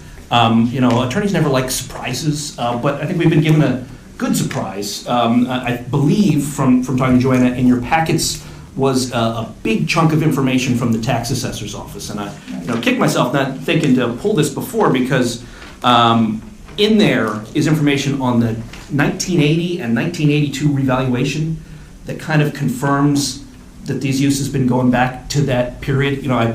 In the hour we've been here, I haven't really been able to understand it. This is the first time I saw it tonight, but it was helpful for me to understand what was available, and that I hope for you helps corroborate the information that we have about the property.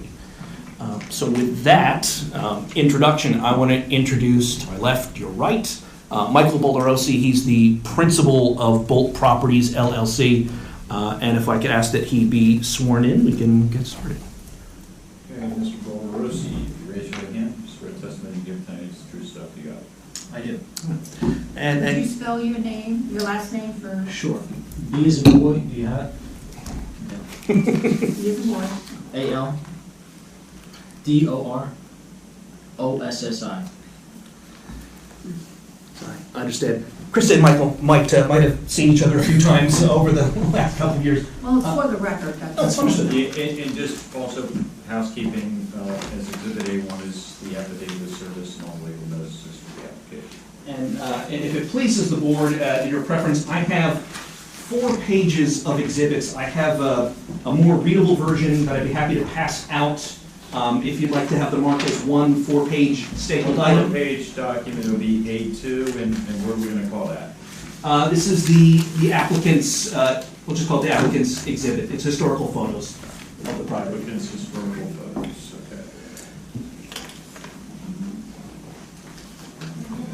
I got one question. I take it all the legal notices include West Amwell Township? Yes. Okay.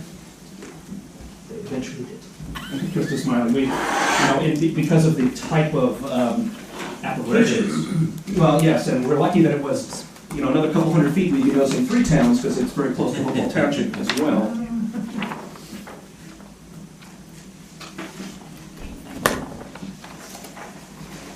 Thanks. Michael Plummet on the big board and hopefully. Michael, you're the sole owner? That's correct. Your I got the right number of copies. And I know we gave one out before. There's a few more. There were a few more in the back. If you'd like one here, I know. Forgive if we can open. It's hard to see from the front there. So, Michael, if I have you point at what's been. Can I ask one question? When did you acquire the property, or how long have you owned it? I want to say it was November of last year. Okay.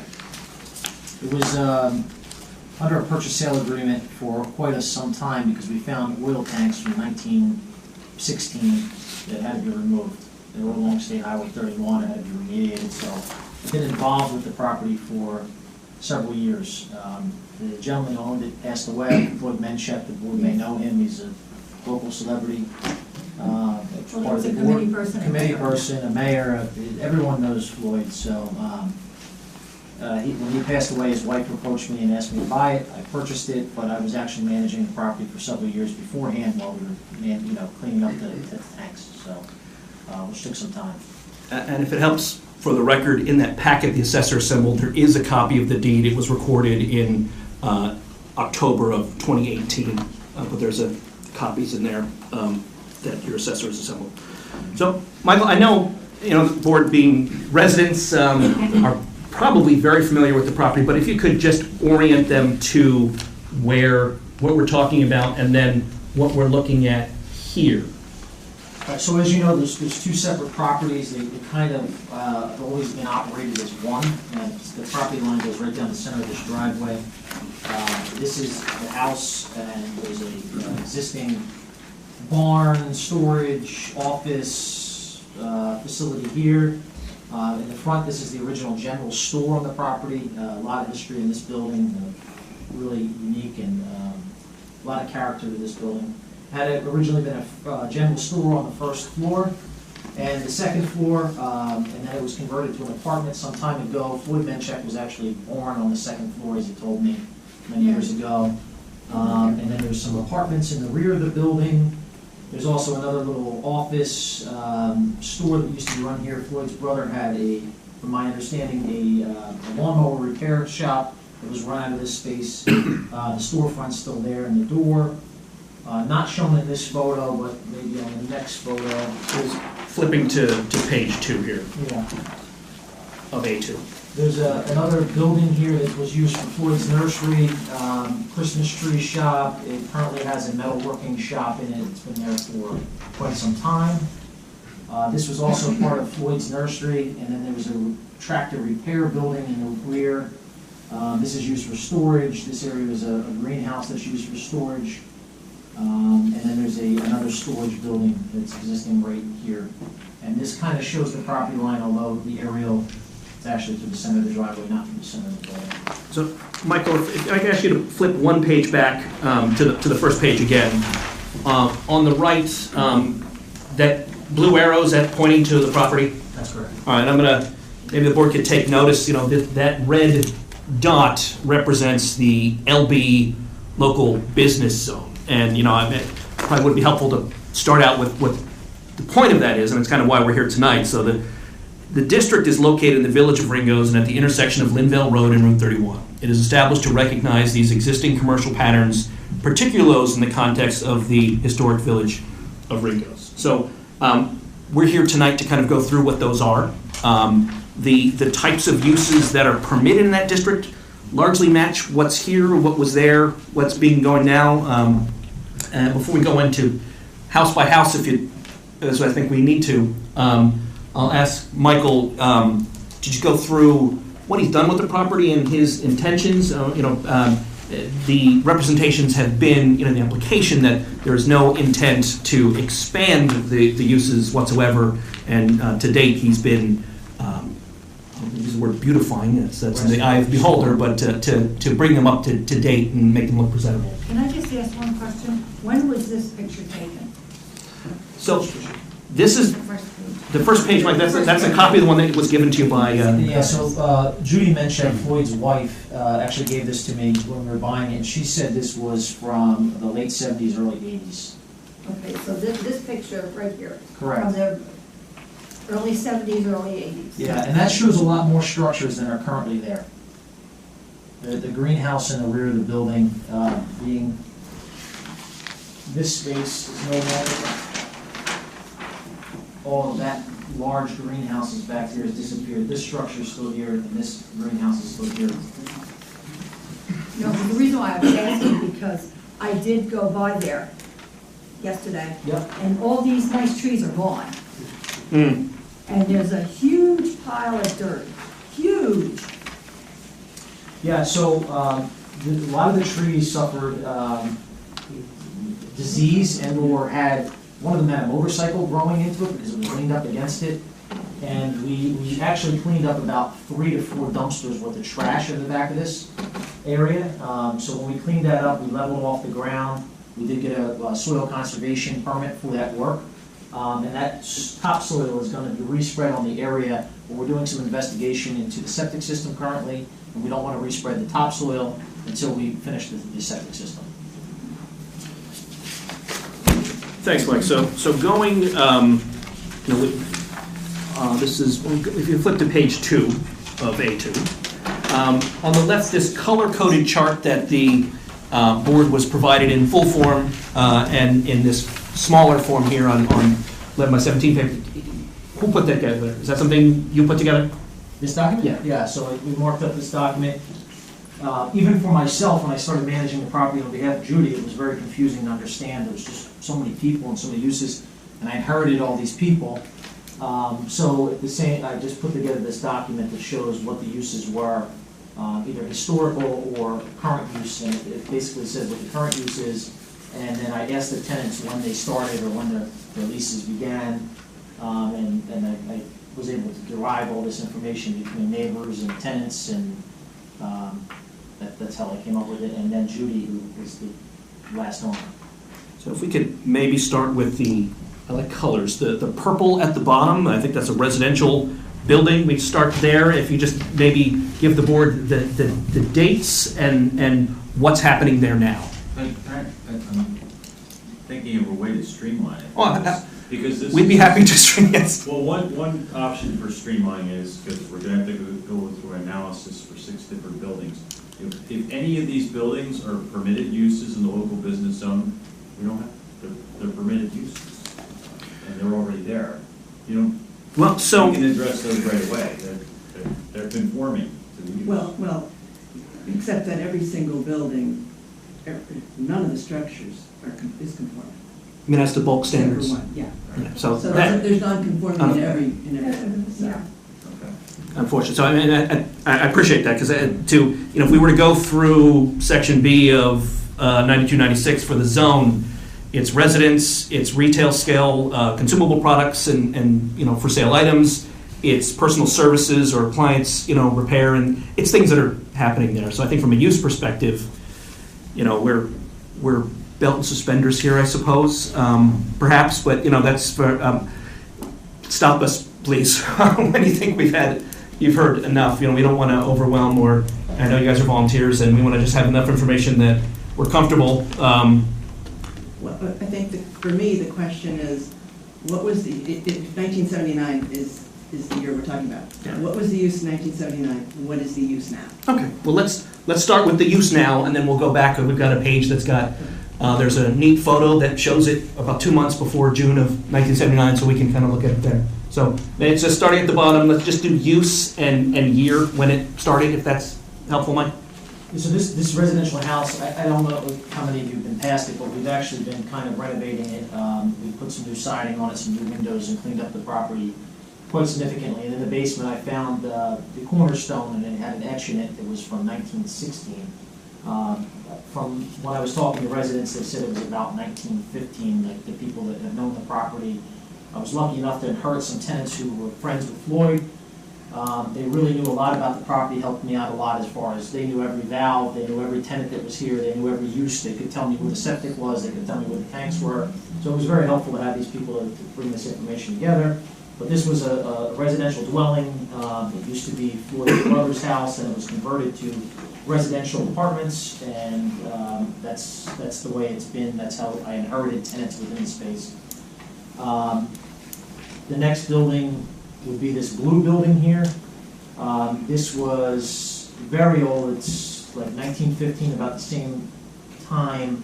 The previous uses were a retail space, antiques, storage space, assembly space, equipment repair. They used to sell tractors there, equipment sales, and there was a horse tack shop. It is currently occupied by a well manager and has been by a well manager for quite some time. I believe the 1980 tax record shows that it was still occupied by a well manager.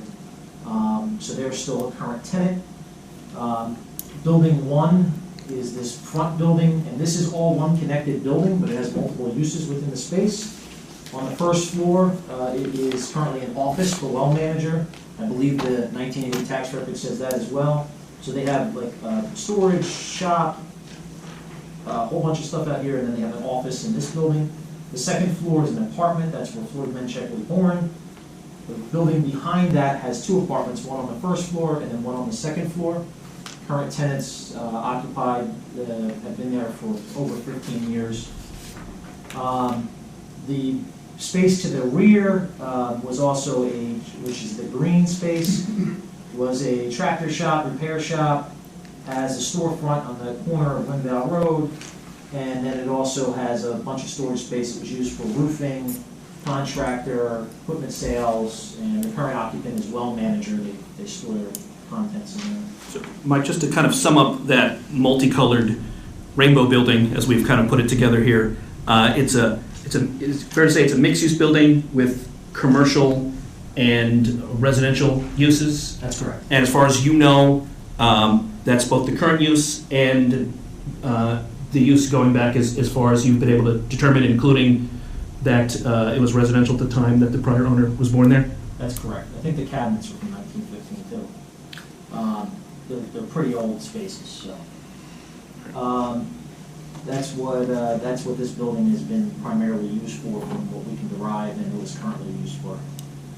The space here was also used as part of Floyd's nursery. It was assembly space, storage, and it now is a metal workshop. The gentleman who's been there has been there for over 20 years. He has a metal workshop inside the building. He's never there, but he stores his equipment in there.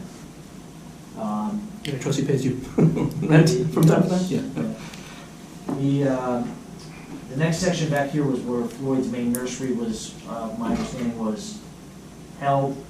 There was retail for nursery, it was used for antiques, and then retail home goods, also like Christmas tree shop. And there's still Christmas tree stuff in that building. Then the space next to that is currently used for storage, and it is an old greenhouse. It was part of the greenhouse assembly that's shown in the photo. You're talking about the pinkish pink, color? yeah. It's identified as building 5. That's correct. Section 5C, yes. So what's in there now? There's like antiques and storage. Because I went there yesterday and that place looked like it was falling down the ground. It's not in great shape. The whole building's Yeah, I not in mean, great shape. really. Next on your Breathe list. some fresh air into it.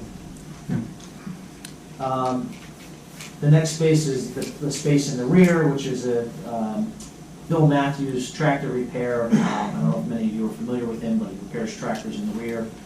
And then the last space is a metal frame garage. It's really just largely storage. There's still a lot of nursery implements and different things in there from when the nursery operation was intact. So that's largely the uses on the property, current and historic.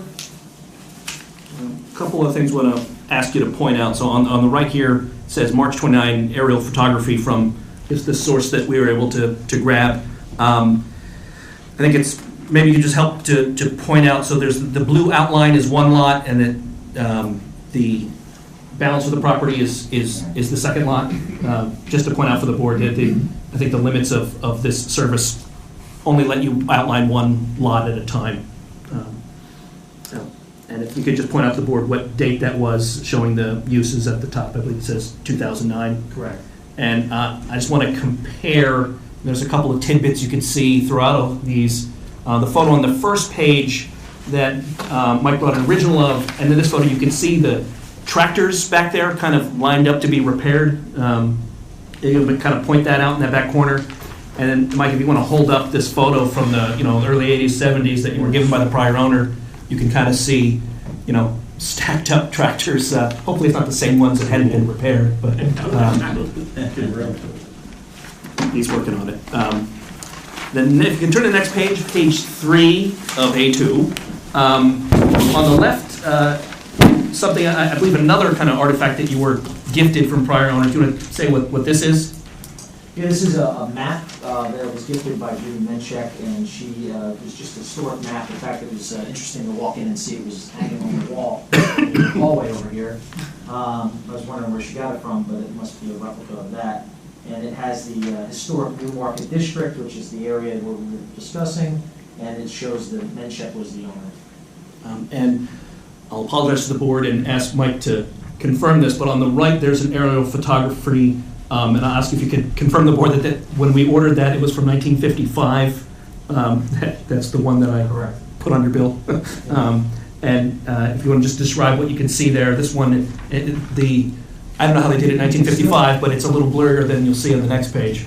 Yeah, the main general store is visible here, the house is visible here, the storage building is still visible here, storage buildings in the rear are still visible, and the storage building in the center is still visible. I'll ask you to turn to page 4 now. Here we've got, I'll tell us again, I believe on the left it's another copy of that early 80s photo. And on the right, if you could read for the board or point out, the date that we got this photo from, and I'm very pleased that this happens to be the date that we found. April 20th, 1979. So maybe we could just, if you could quickly look, go maybe back and forth to and point out some of the main items that are there in that 79 photo and in your 80s photo that match up with the ongoing uses. Yeah, so all the existing structures that are there are shown in this photo, plus some additional structures in the rear of the property, right here and right here. So again, attention isn't necessary to overwhelm the board. Michael, both as a owner, as the manager for a couple of years prior to being owner, as well as a longtime resident, asked him to confirm that, but he grew up around the corner from this property, about a mile away in Amwell Township, so he's been a longtime observer as well. I'll represent to the board that we, if necessary, 2 of the longtime tenants who have been there since the 80s would be maybe not happy, but if that level of information would be helpful for the board or necessary, we could. This is not a Miracle on 34th Street situation. I don't have a bunch of people with bags to come in, but we would be able to have them available at a future meeting if that's the level of proof the board would need to be comfortable. Yeah, that is your obligation to prove. Understood. We want to. This is the information we've assembled, and the representation is that we would be happy to delight you with more of it if that would be helpful for you. We have that available. These folks are kind of in ailing health. The manager from the well place is fine. He'd be happy to come in. But we want to make sure we line up the level of proofs with what the board is comfortable with, and would be happy to provide as much as the board is interested in hearing on the history of the site. One thing for the board is it's almost like apropos. It's a non-conforming use. It's a snapshot in time from when the ordinance took effect. And on page 4, they've got a photograph, aerial, showing what structures were on the property in April 20th, 1979, and that's right about the time that the zoning ordinance took effect. So that's your snapshot. And if you as a board find that the structures were there then, and that they exist today, that may deal with the issue of the structures being non-conforming structures. If you're comfortable with that. If you think they need more evidence by way of testimony from people who were around back then, that's a call for the board. Been there as long as I grew up in Harborton. And you can go off your own personal knowledge too. Those buildings have been there. You're happy to know. Since I rode my bike there, That's we used to ride our bikes up to the sportsman's club to go swimming. That's. Yeah, but see, some of these are saying 1856, so. Well, I wasn't around. All we need to worry about is 1979. Exactly. Someone was there in 1979 Yeah. is the relevant time frame, because that's when the ordinance took effect. So that's, I'm based on the photos, I'm a little less concerned about the structures, a little more concerned about the uses. Yeah. It's not. Well, what uses are in effect right now? Well, Mike, why don't we go back to the color code and we can maybe even match them up with what's permitted for the zone, because I don't know that there's any. I want to know what's actually. Yeah, there. understood. So starting with the purple, that's a residential dwelling. Residential dwelling on the second floor, office on the first floor currently used. Residential first floor, residential second floor, both currently used. occupied by tenants who've been there for a long time. And then this space here is currently used by well manager for storage of miscellaneous parts. This space So what are here you is. looking for tonight? Yeah, I mean, I think you've gone through all this. What I'm looking for is, what was there in 1979 or 1980, close enough, and what is there now? So building number 2, you said it was a single-family home, it is now apartments.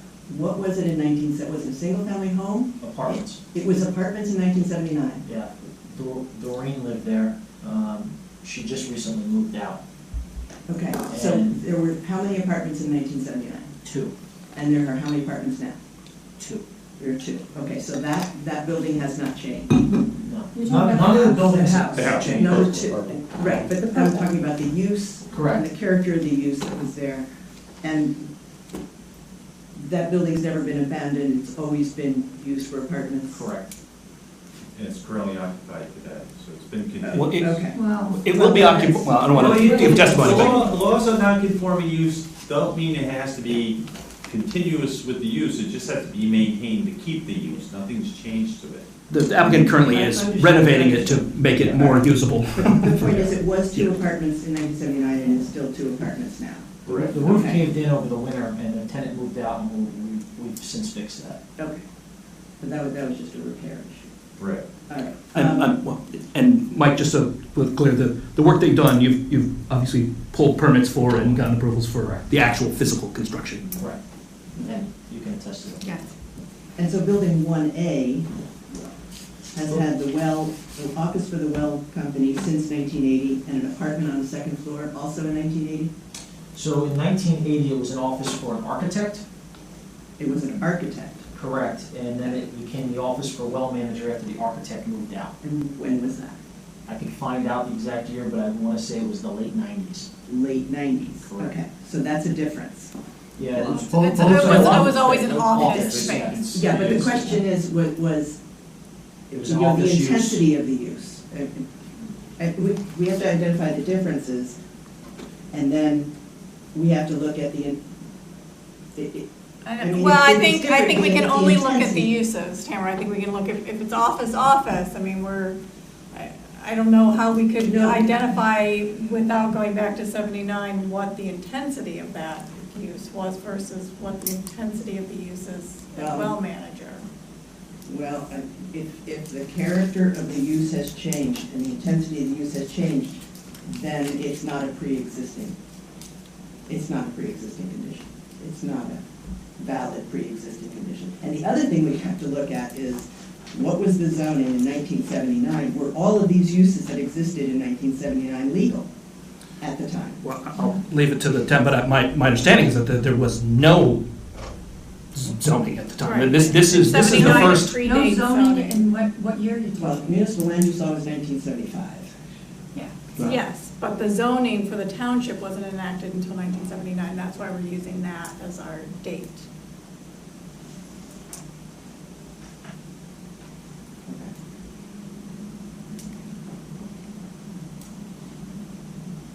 All right, so the architect, it was an architecture office until the 90s. Correct. Okay. And then it became, and it currently is, an office for the well In fact, it manager. still has the same layout for the office because it's the original architecture. Does it have the same intensity of use from back in 1979? I mean. I'll leave it to plan, I mean, your zoning code called, lists. One's a professional office and one's a contracting office. I think they're 2 different uses, but that's just me. Well, does our But code the well manager currently- was designing the water systems. He was an innovator. He wasn't just, I mean, he builds the thing, but he also developed them and designed them out of there, so I'm sure he had to have some. Yeah, he's not a well drilling contractor. They are a patented well system. They design and build well systems for low yielding wells. Yeah. Building 1B, apartment on the first floor, apartment on the second floor? Correct. Is that what it was in 1980? Correct.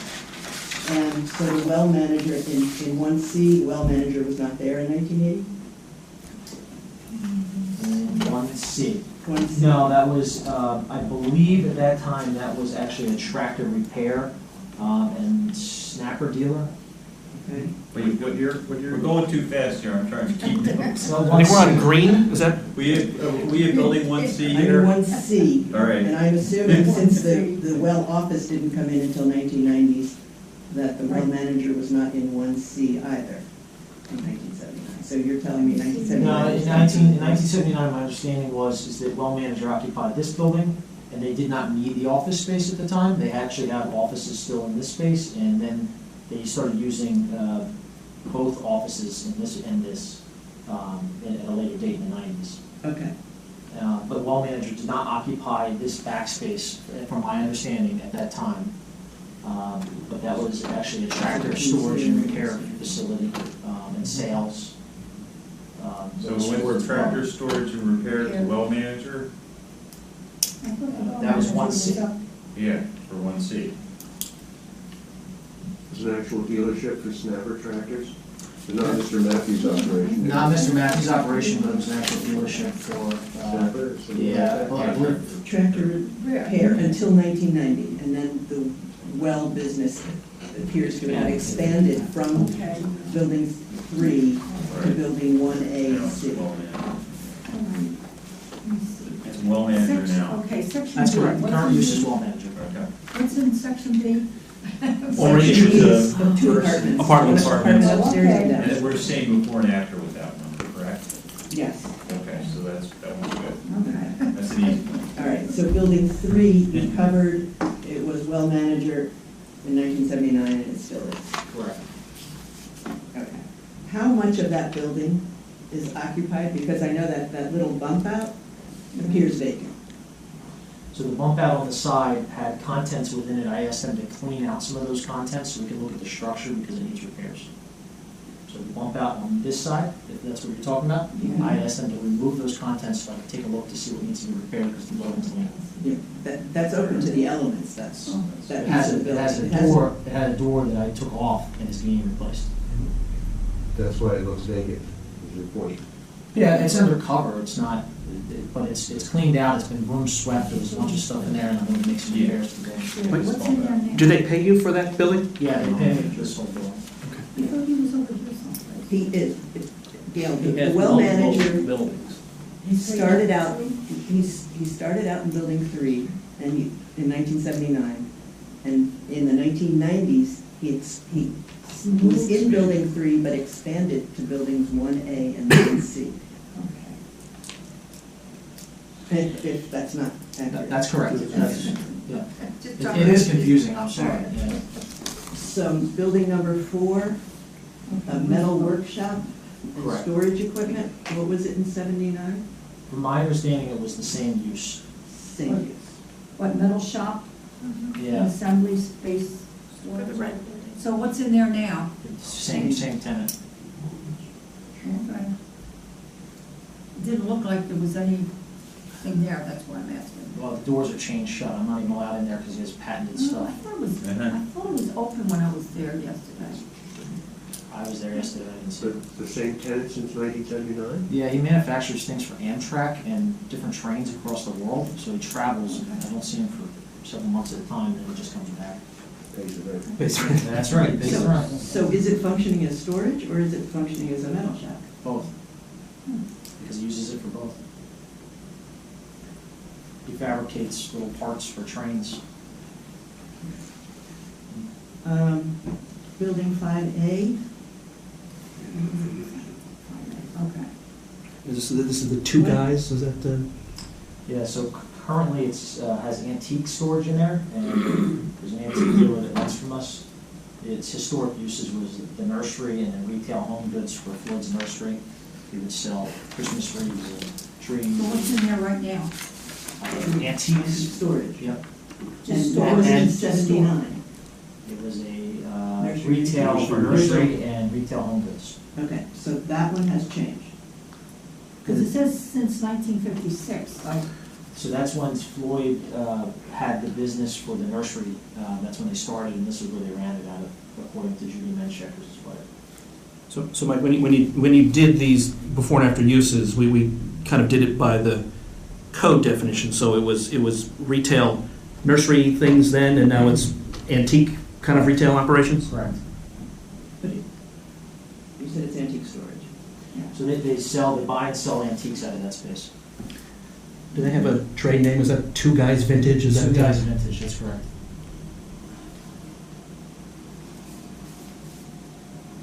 That's 5A. Yep. Okay. 5B, that's the tenant who, maybe your longest tenant and Yes. most, The- would be respectful on the age of the the oldest perhaps. Yeah. What, you talking about that dark blue Yes. that says equipment and truck repair? Is that Mr. Matthews? It's, yeah, Bill Matthews. Yeah. Truck repair, I'm sorry, equipment and truck repair. He repairs everything. He was a specialty equipment repair guy, and he has a lot of tools and parts, and he's been around for a long time. Friend of Floyd Menchek's, and been a big help since I've taken over the property to show me what's going on. He's very intimate with the property. So it's the same today? Correct. Okay. And C, that was a greenhouse. Correct. Right now, it's not, And it's a abandoned. falling down, It's- nothing. There's no glazing, there's Yeah. a tree growing through the roof. Yeah, I mean, So let's this- not say there's something there, because there isn't. That's been, So currently, they're storing roofing materials. They've salvaged. They do- Considering that it's like, Yeah, so the gentleman who rents the space from me is a architectural salvage firm, and he keeps things in there that he sells, including stuff like high-end dealers in New York. They salvage old barn parts and materials, and they're all laying there, stacked up in different piles. all I really saw was a building falling down, yeah. right? I mean, really? That's fair, you know, it's, and on your list, Mike, of, you know, I know you're also going counterclockwise in bringing these buildings into a respectable state. I know you went from purple to the yellow. I mean, do you have eventually plans to bring some of these buildings, you know, up, I don't mean to say code, I'm scared to use that word, but up to more of a modern standard? That's correct. So we're currently almost complete with the renovation on this space, which is building 2. Okay. We're undergoing restoration of the brick on building 1. Which Wait, is, are we gonna get the building? Oh, sorry, six? building six. Keep going, yeah. Oh, building they're 6 is storage. Yeah, there's storage in the building. Storage before 1979 and current? Correct. And is it storage in conjunction with another one of the businesses or independent? I imagine in '79 it was a storage for the farming and nursery operation. Currently, there's storage of farming and nursery operation stuff within the space. More junk for me to throw out. Okay. All right, so we got the before and the after. Okay, now you've got the area of disturbance, which is just flattened and a big huge pile. That's correct. And so you said you're gonna, So, yeah, correct. So we straightened up the space. We have the topsoil stockpile. We are going to investigate what septic system is here. The current septic works, but I asked our engineer to come out and do a design for a future septic system. all right, because I know, if I'm not mistaken, building 1, you know, where we started, there is a well and septic for that building. That's the one. Yeah. Separately from the others, or? Well, it shows the 3, okay? And it says right on here, utilities, electric, well, and septic. So I'm sorry, you're looking, this is the assessor's packet? Yes, the front page, where it shows the 3. So You know, is the yellow, septic on orange, and site tied into all of the buildings? So from my investigation, yes, every building has its own tank, and then it has its own field that's in this back section here. It's functioning currently. I have no issues with occupied tenants, but my concern is that I need to have a spot for the future, just in case something ever happens to a septic, like they eventually do fail. So I've asked my engineer, Frank Falcone from Princeton Junction Engineers, to do a design for me for this space. if we need to install the septic, I'm going to do it now, and if not, then I'm going to spread the topsoil back around and seed it in. And I have an area of disturbance plan and a soils conservation plan in with Hunterdon County Soils that is, that shows all that. Okay, now the well for building 1, Correct. the whole thing, there's a well for that, but how about the rest of these? So there's a well here on the corner of Right. the building that services all of building 1. Right, There's also another well here that services building 2. the And house all- you're talking. That's correct. There's a Okay. well in the rear shed, that's an irrigation well, and also another well for the toilets and bathrooms in these buildings. Are they shown on here? The wells? Yeah. The well is actually inside, this, what's shown as the shed. There's on the rear of that building that you had mentioned is in quite bad shape, has a cinder block building that is like a mechanical room for the irrigation well and the private well for the domestic water. Well, once you get all, let's just say you get this all spread, then what's gonna happen on that? If I get all what? All that topsoil that's, Oh. I mean, do you have plans to build something there, is that a question? Or? well, I wanna know what's the purpose of it, because it started out with all these nice trees, and now they're all gone, and it's just been cleared, totally cleared. And then there's just big pile of, The intention is to make it a nice lawn again. For the lawn. Correct. Also, it appears your limits of gravel on the site are different than what's shown on the plan. It looks like some gravel's been put down fairly recently. Yeah, so this whole area has gravel underneath, and even though it's on the plan, it was like kind of overgrown. We kind of just like scraped it up, and you can see in the old photos, there's tractors parked in this space.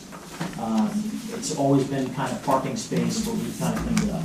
But there's new gravel has been placed both behind building 3, between building 3 and building 5, and there's also new gravel behind building 2, between building 2 and building 3. And it looks like brand new gravel. Yeah, so I've been freshening up the parking lots because they were just in total disrepair.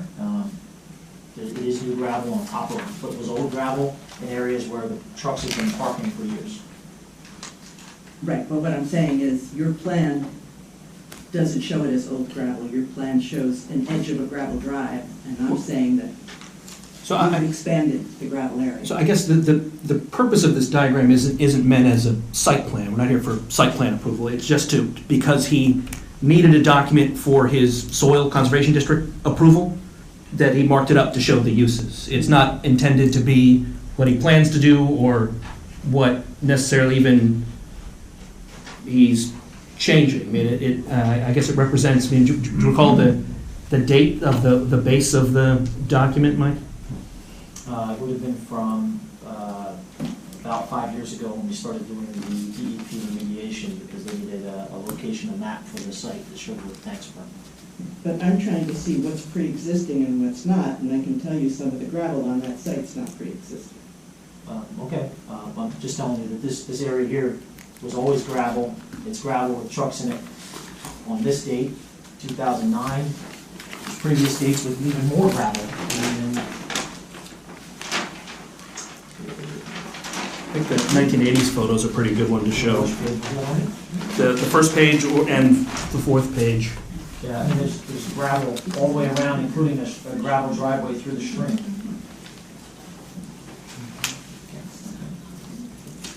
Much gravel there in 2009.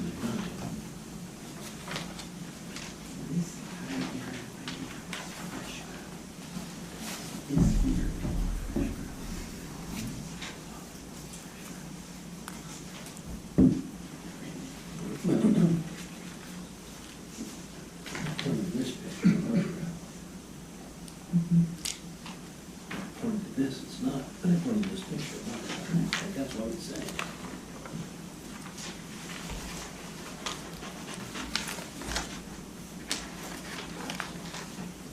Would it be fair to say that you've now put more gravel in where there has been gravel in past photographs, so that effectively there was gravel then 79 or 80 or 90, and now you've put back to repair some of the parking areas. That's I don't want to put words in your mouth, is that where you're going? That's correct. When we were in the space, even though there's gravel, grass grows through gravel.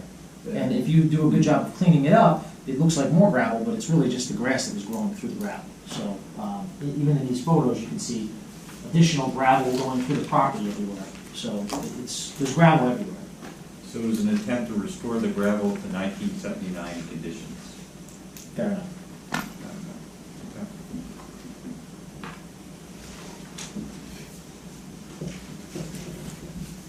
So I would just like to mention that being a longtime resident of the area, it's really important to me. I think it's the entrance to this beautiful township. There's certainly a lot of effort that's going into restoring this property to not being an eyesore and actually being something that we can all be proud of in the township as we pull through on a major highway. So as you enter the south end of the township, I'm hoping to restore this to something that's really beautiful and we can all look at and say it was a good move for the township. And we put a considerable amount of effort into restoring the brick. I even went and purchased brick from a historic building to replace the bricks that were failing. There's a lot of love and care that's going into this restoration of the property. And the continued uses of this property are what's going to fund this restoration and take this property from looking like an eyesore to something that's really beautiful, and I think that we could all be proud of. So outside of maintaining and repairing the existing structures, you're not proposing any new improvements, any expansion of any of the buildings, any new driveway or parking areas? Are you looking for any new tenants at this point to replace any of the existing tenants? No.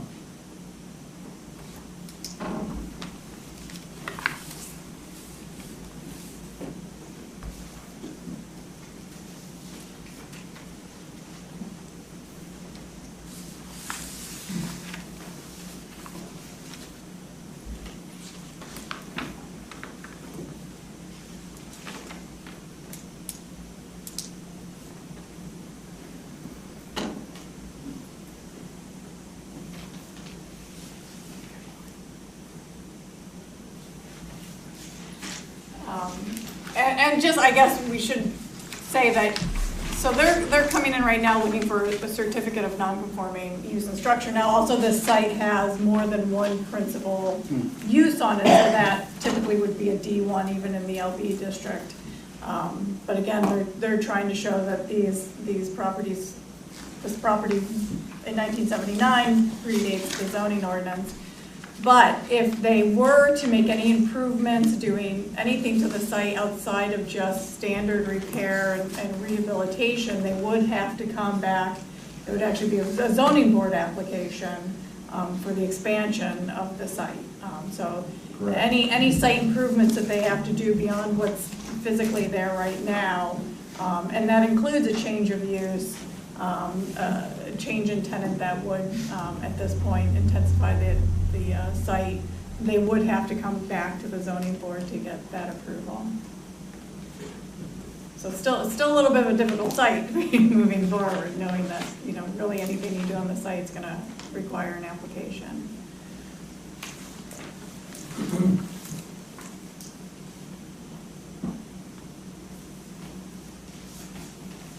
I was thinking really that maybe we could do a site inspection. I mean, it's one thing to sit here and look at this stuff, but I think to be able to go and physically look at everything would be helpful.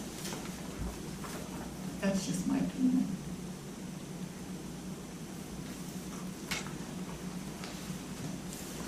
Well, I'm having trouble with the suggestion that, all of these buildings are being used and there's all storage. From what I've seen of the buildings, I walked away with a different characterization of it, so. Maybe a site visit would, I mean, satisfy your objection, get more. Well, it's a question of abandonment. Has that any of the use that's been discontinued for the point, not maintained to the point where they're... Well, that's my point. Yeah. And suggestion that there's some retail going on here. I didn't see any evidence You know, in one of these buildings, I didn't see any evidence of retail stuff. So maybe it's just a clarification from your planner, you know, our request is an acknowledgement that this was a mixed-use site. You know, there are two lots that have more than one principal use, a mix of residential and commercial use. It's not, I don't mean to use the word shopping center to create any kind of connotations, but. More generic Yeah. characterization.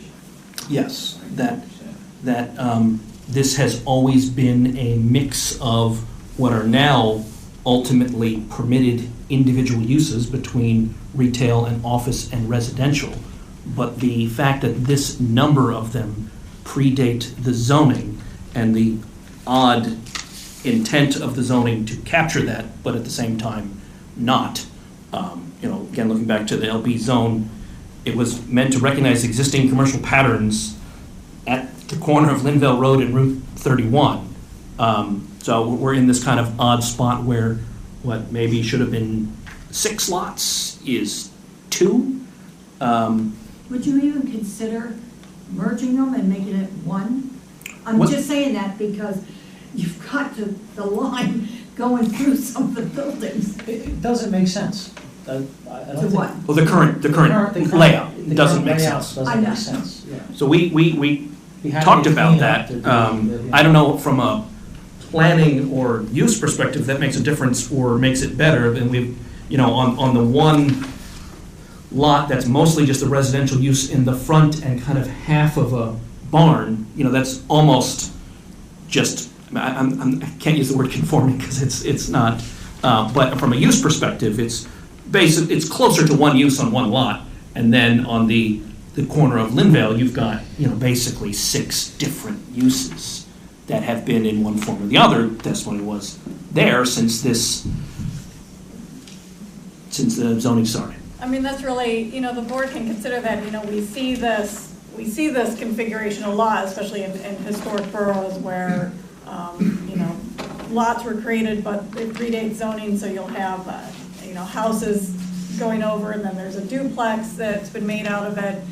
In some places, they like to start cleaning that up and merging the lots. In other places, they, you know, it just becomes kind of a paper lot line, and they're not as particularly concerned over it, but it's really, it's up to the board and the township, how they feel about it. It's not unusual to ask them to merge the lot. We were attempting to figure out what the downside for that could be, and we couldn't either really find the positive or Well, negatives it other would than really it's. clean it up. Well, it would, but you know, I guess the concern we'd have, and this is with only thinking about it and just from the hip, you know, for the past couple of weeks, because that seemed obvious to us too, that would be helpful in cleaning it up. But that one of the lots is almost kind of conforming, and then we turn the kind of conforming lot into very much not conforming going forward. But if it's something that interests the board, we talked about it. I don't know if we really understood any downside to it. What is the, not the zoning, for this zone that it's in, how much land do you put that? That's the minimum lot size. Yeah, for this zone. What's the minimum? It is, I don't have my book in front of me. Look, the sheet here says 12,000. Huh? The sheet here says 12,000 square feet, but that probably assumes one structure.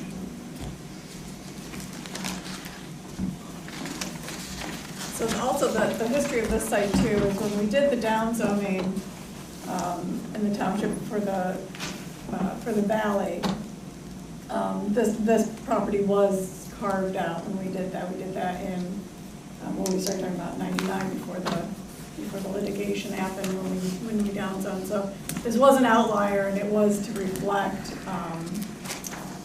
kind of the existing conditions when we did that.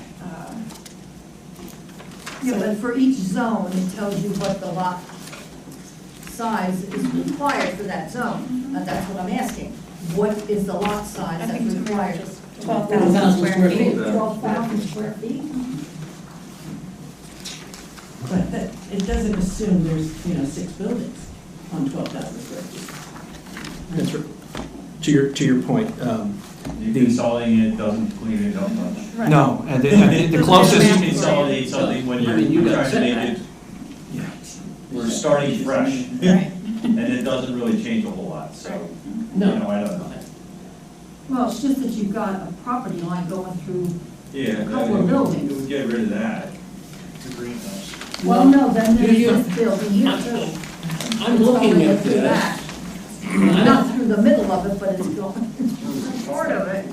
Is the notation of this property line accurate on this map?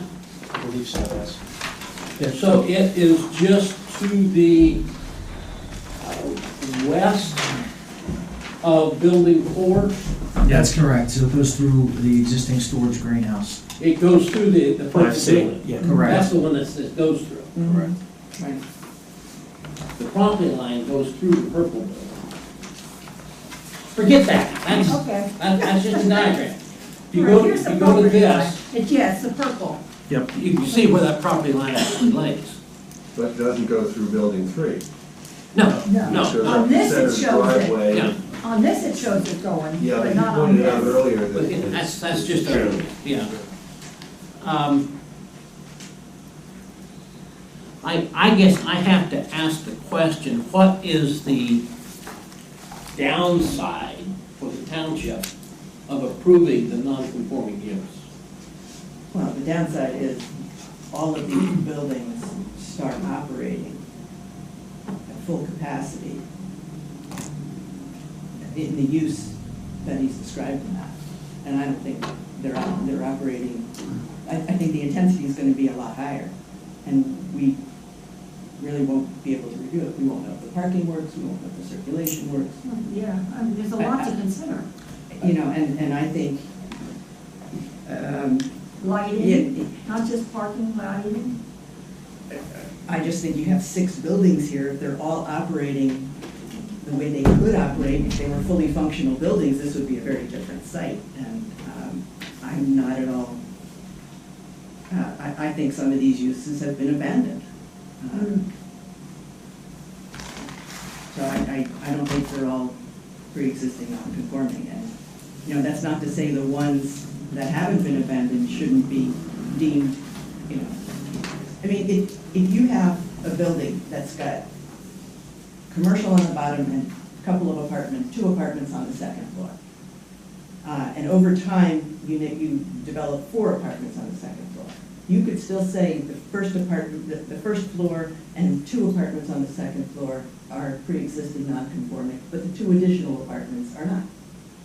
I mean, we could get down to the granular level of this and decide what's pre-existing and what isn't, but I'm not prepared to sit here and say all of this is pre-existing, and it's okay to certify the whole site. I'm just not there. I agree. what you did is you sort of approached that in the beginning by saying, well, you did the comparison of 79 and to current, say, for building 1, Right. parts 1 and 2, or A Right. and B. Right. And our esteemed lawyer said, oh, that's an easy one, we can move on, that looked like it worked.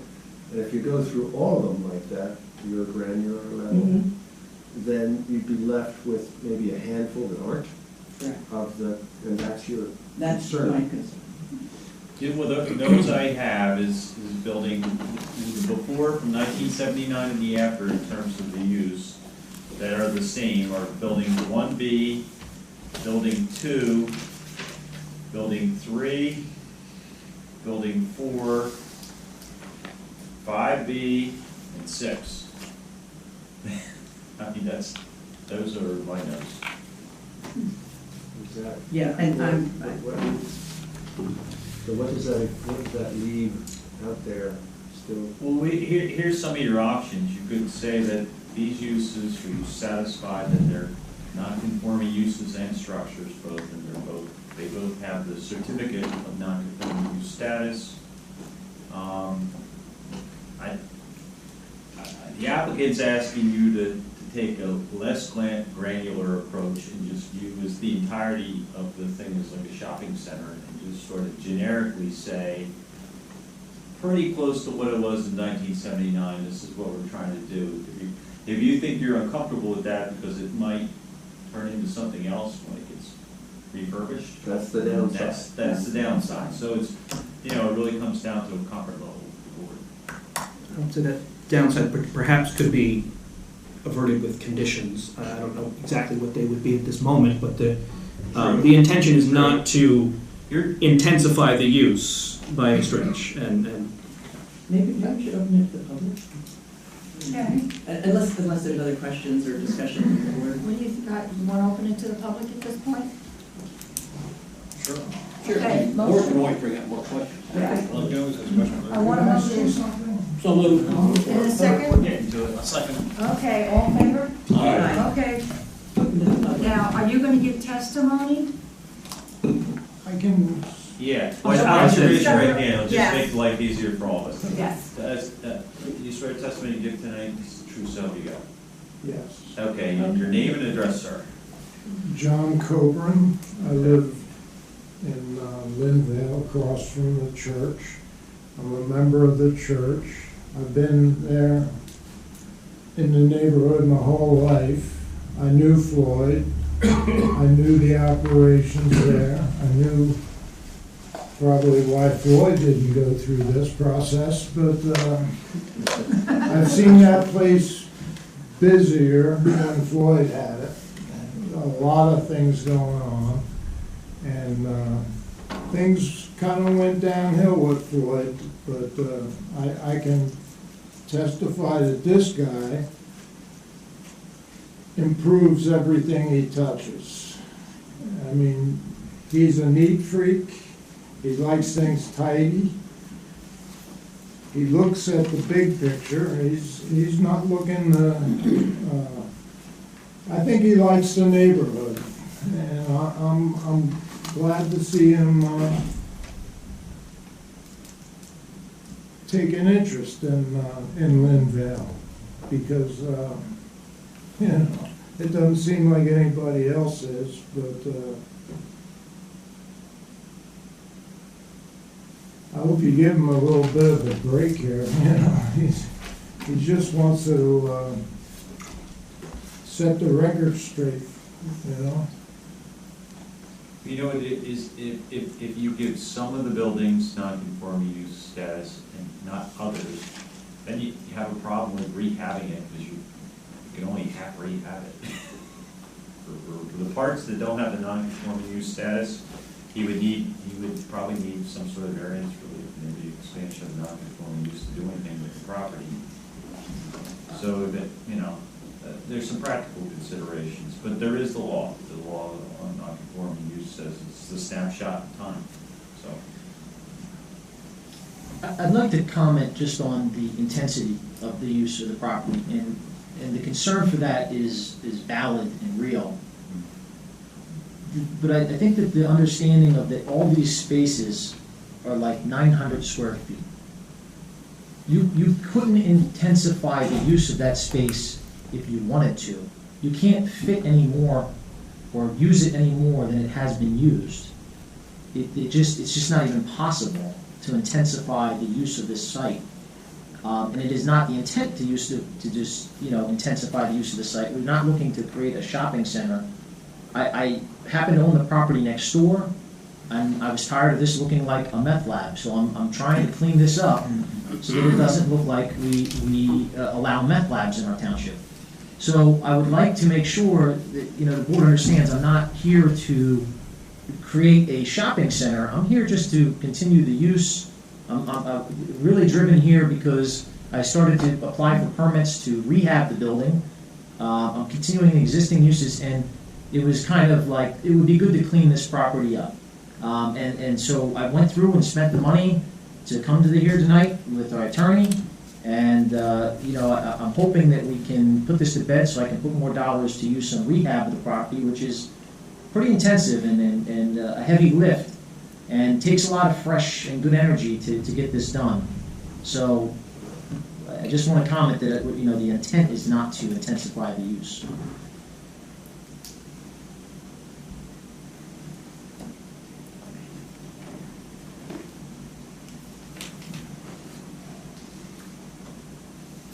Did you want, we're still open to the public?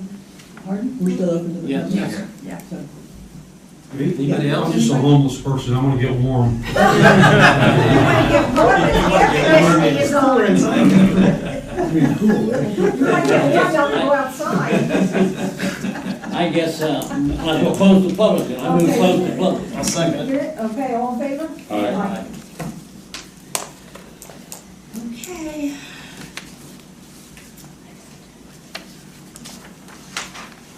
What is the board's pleasure? I'm sitting here thinking. I mean, you can put out a straw poll, you can talk about, carrying it if you feel you need more information, you can put a motion forward, yea or nay. It's up to the board how they want to proceed with that. If I may request, if there is a consensus on some of the buildings and a whole on some of them, perhaps we can supplement. You could deal with tonight. Perhaps, I don't know if that helps anyone. The site is and then heavily maybe you could- used, so it's not,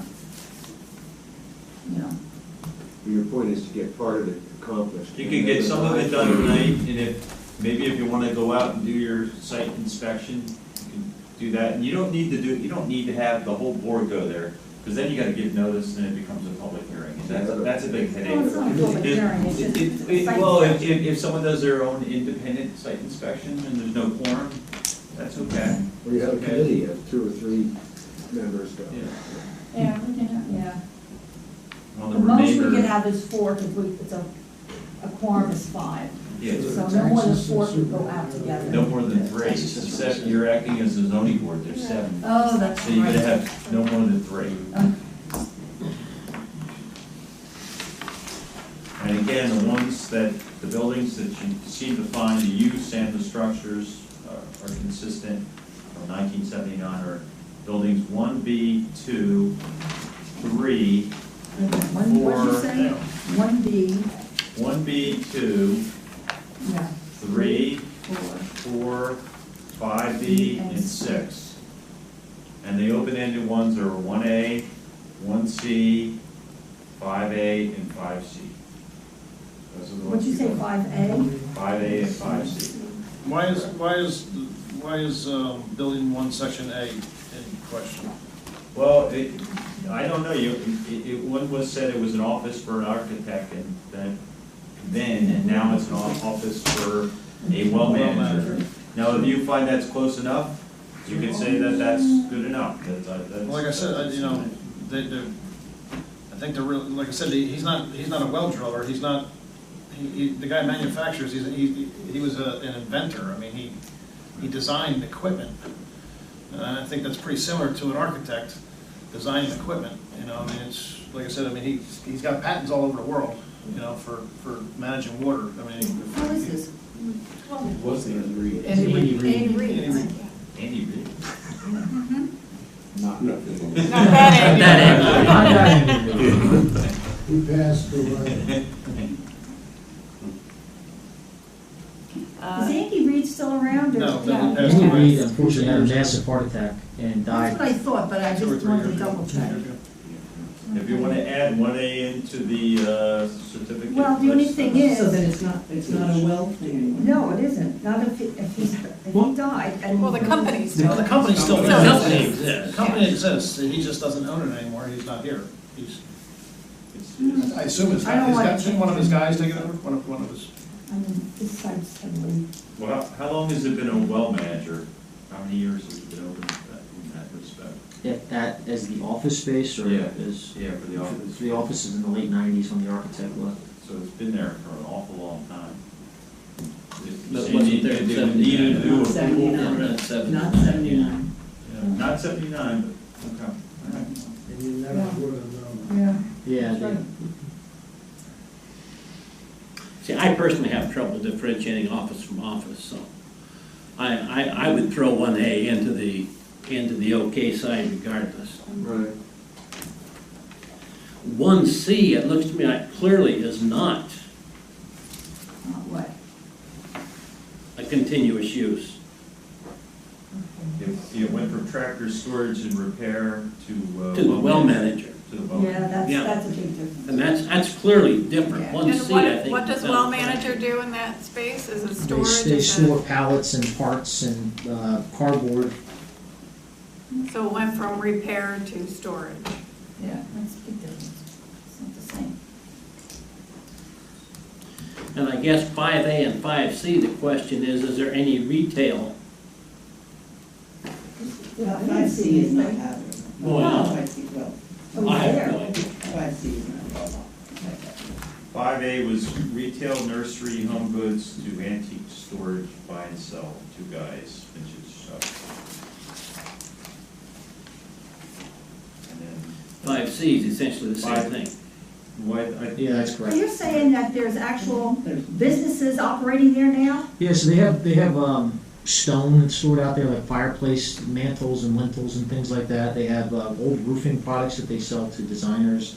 They're architectural salvage people, so they need space to store the stuff. And yeah, the building may not be weather tight, but it's secure enough that they tie everything up in there, and it's there. I mean, you can drive in and look. So it's more storage than it is retail. Well, the disposed spaces they buy and sell out of, so. And it was previously a greenhouse. I didn't see anything going on. I mean, the only one I saw with, I didn't see anybody, but it was obvious that there was stuff, and that was in building 3. I mean, I can't speak for this first, but the rest of these were just like vacant. But it's being, I mean, they're renting it, you have a lease Yeah, for I have a that. lease with those gentlemen. They rent it, they travel all over, they go to shows, they bring designers in, they buy stuff. They're there at odd hours, but they're there. It's almost like that American Pickers show. Well, I still think it's important that if we're not gonna go as a group, but we should be going over there and really looking at stuff before we make any real decisions. Well, why don't you appoint a subcommittee Okay. to go over and look at it? If that's, if that's what the board wants to do. Okay, so the limit, because it's a. Not more than 3. Not more than 3. Would you like to be one of those? No. Oh. I thought he was volunteering No, here. I'm just saying that. I'm looking at the clock and at 10:20, and I'm trying to move things along more than anything else. No, I believe you. Okay. I've already seen it. I think it should be people who haven't seen it. Well, I haven't been, I mean, I drove through. I didn't see any activity of anything. Yeah, I walked around and looked in where I could. Oh, okay. Is it appropriate to meet with the gentleman over We there? can't talk, no. Okay.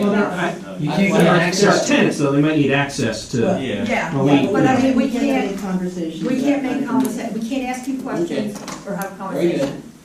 I Okay, understand that. okay. All right. So how would we do that on the keyboard? Huh?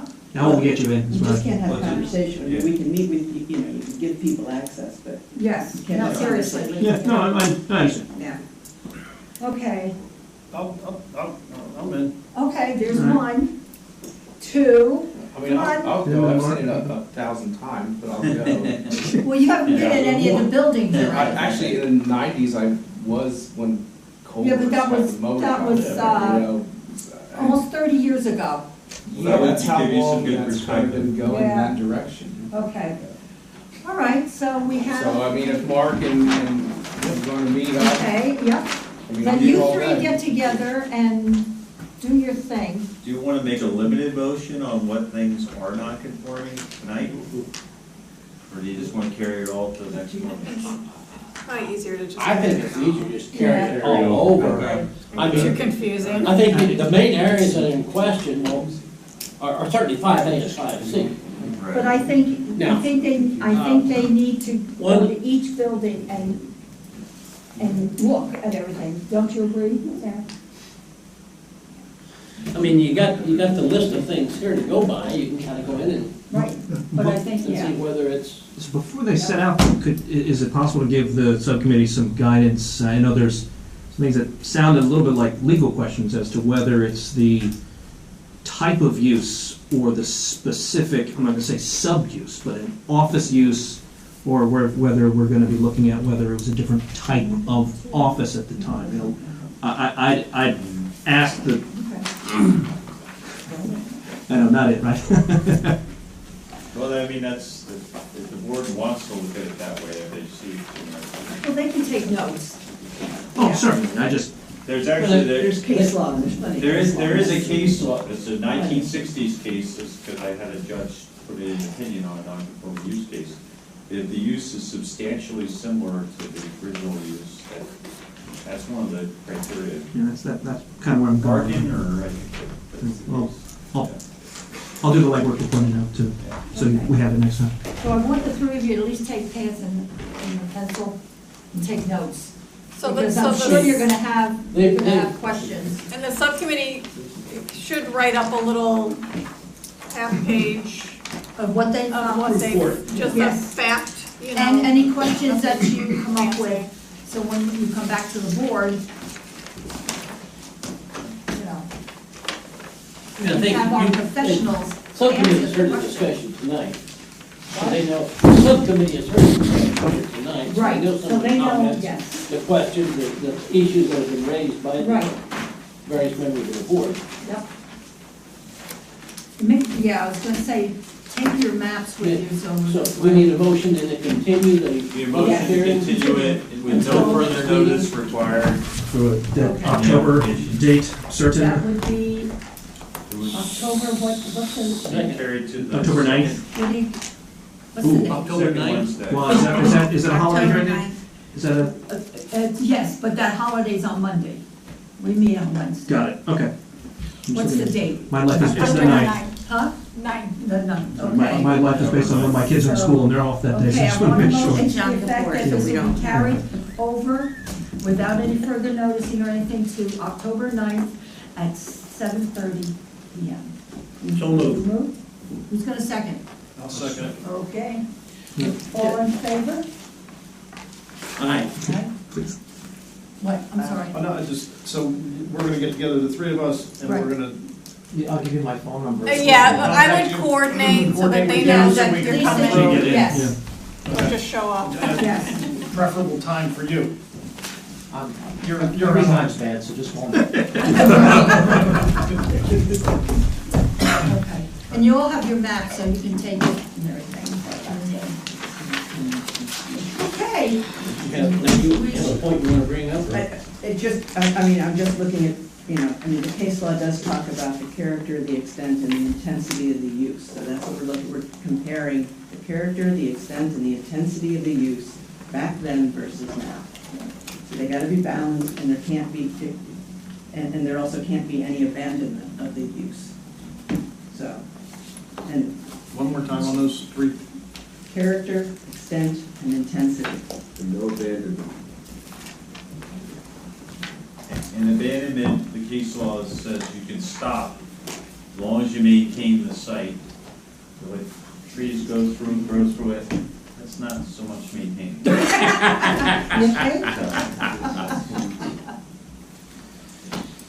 Okay. We shall see you on October 9th. Thank you. And thanks for, taking the time. I was gonna say, you gonna get the other two now? I hope they didn't go home. I can write my phone number down. I have the other. You're on speed dial. Yeah. I think I'll email it tomorrow. Mark, this is your number, right? 609-555-2064. If you have something you want to meet on. I'm here. Mark, yes, I don't know what Mark said. I don't know. I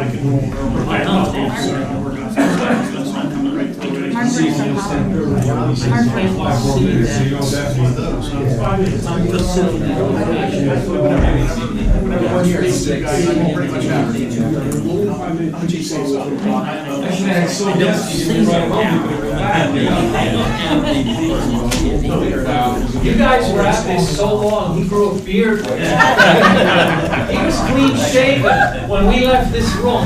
Look, okay? Gail, do you have the professionals to stay, or? I'm sorry, what? Professionals to stay? No, next thing on the agenda. No. Vouchers. He said to me, do you think they left and didn't tell us? They just turned So out. periodically, I'd be walking out listening, are there still people here? The